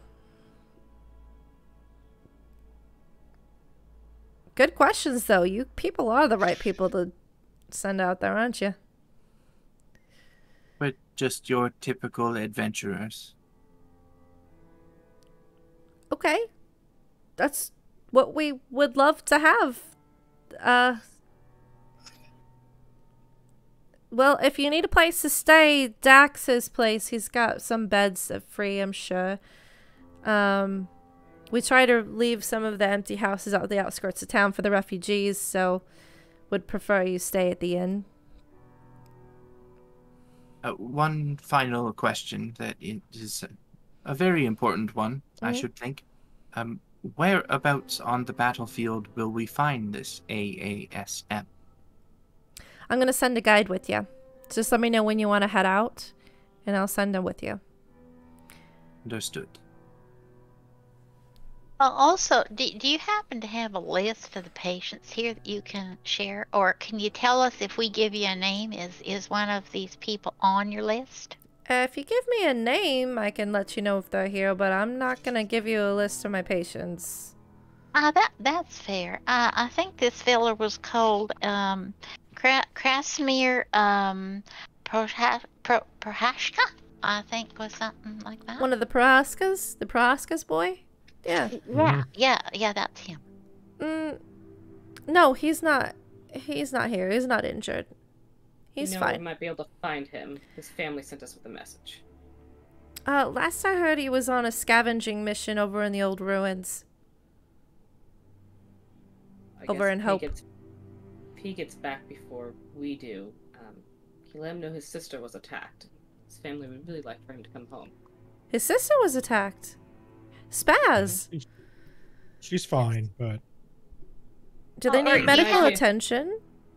Do you have some kind of a message board here? Like where we could leave a message for someone? Yeah, the tavern's got something like that. People post things for missing people, and Honestly, mostly it's people trying to find loved ones. But if you're trying to get a hold of someone or get a message to someone, you can try that. People often look at the board. There's also some odd jobs or two that get posted there by just town folk. Well, if you see him, just go ahead and pass the message along too, just in case he doesn't see that. We'll probably tell Dax the same thing. I'll spread the word. You tell Dax, he'll get the word out faster than me. Yeah, the Prahastas are fine. I took care of them. Great, thank you. We did what we could. I mean, physically. Well, I mean, Appreciate that. Emotionally, there might be something else. Well, I can't. Emotionally, the whole town's... We've all been through a lot. But we're strong. We're survivors. We're going to get through this. Betsy and her boyfriend didn't make it, though, so... I don't know a Betsy. Is that a refugee? Do they need... I'm so sorry. He's talking about their cow and their pig. Yeah, Oh. they didn't Oh. make it. So... I'm A couple of their chickens, I didn't get their sorry. name. I didn't get the names of their chickens, but yeah, it was a tough moment outside their little farmstead that morning. Yeah. She just kind of smokes, takes a sip of her flask. Mm-hmm. Me and Muffalo, we bow our head a little bit, and then yeah. Mm-hmm. They're doing all right though. They're doing all right. You seem like a busy woman, so we will get out of your hair.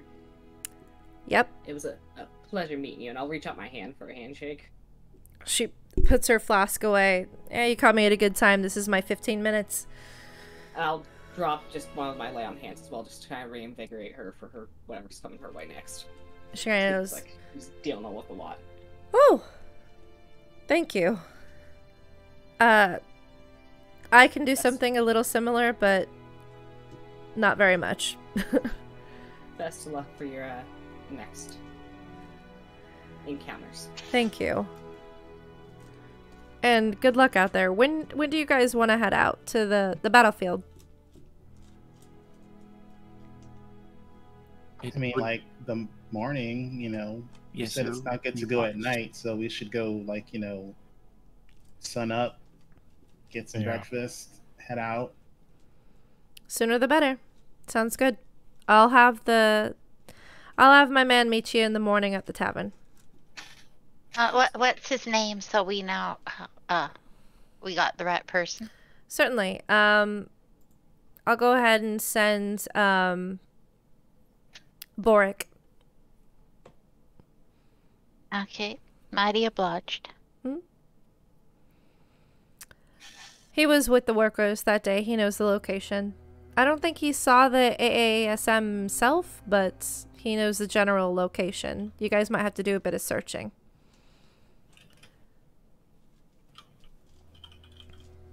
The one who actually saw the location can't exactly take you there because he's missing some things right now and needs time to rest.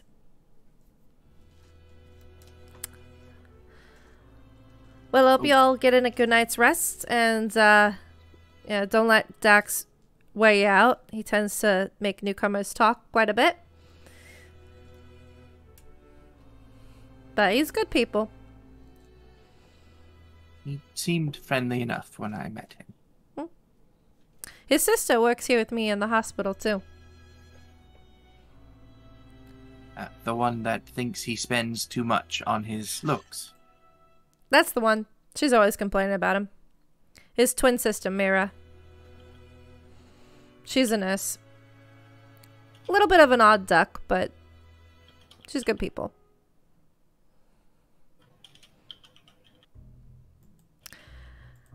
Thank you for your help. We will be on our way in the morning then.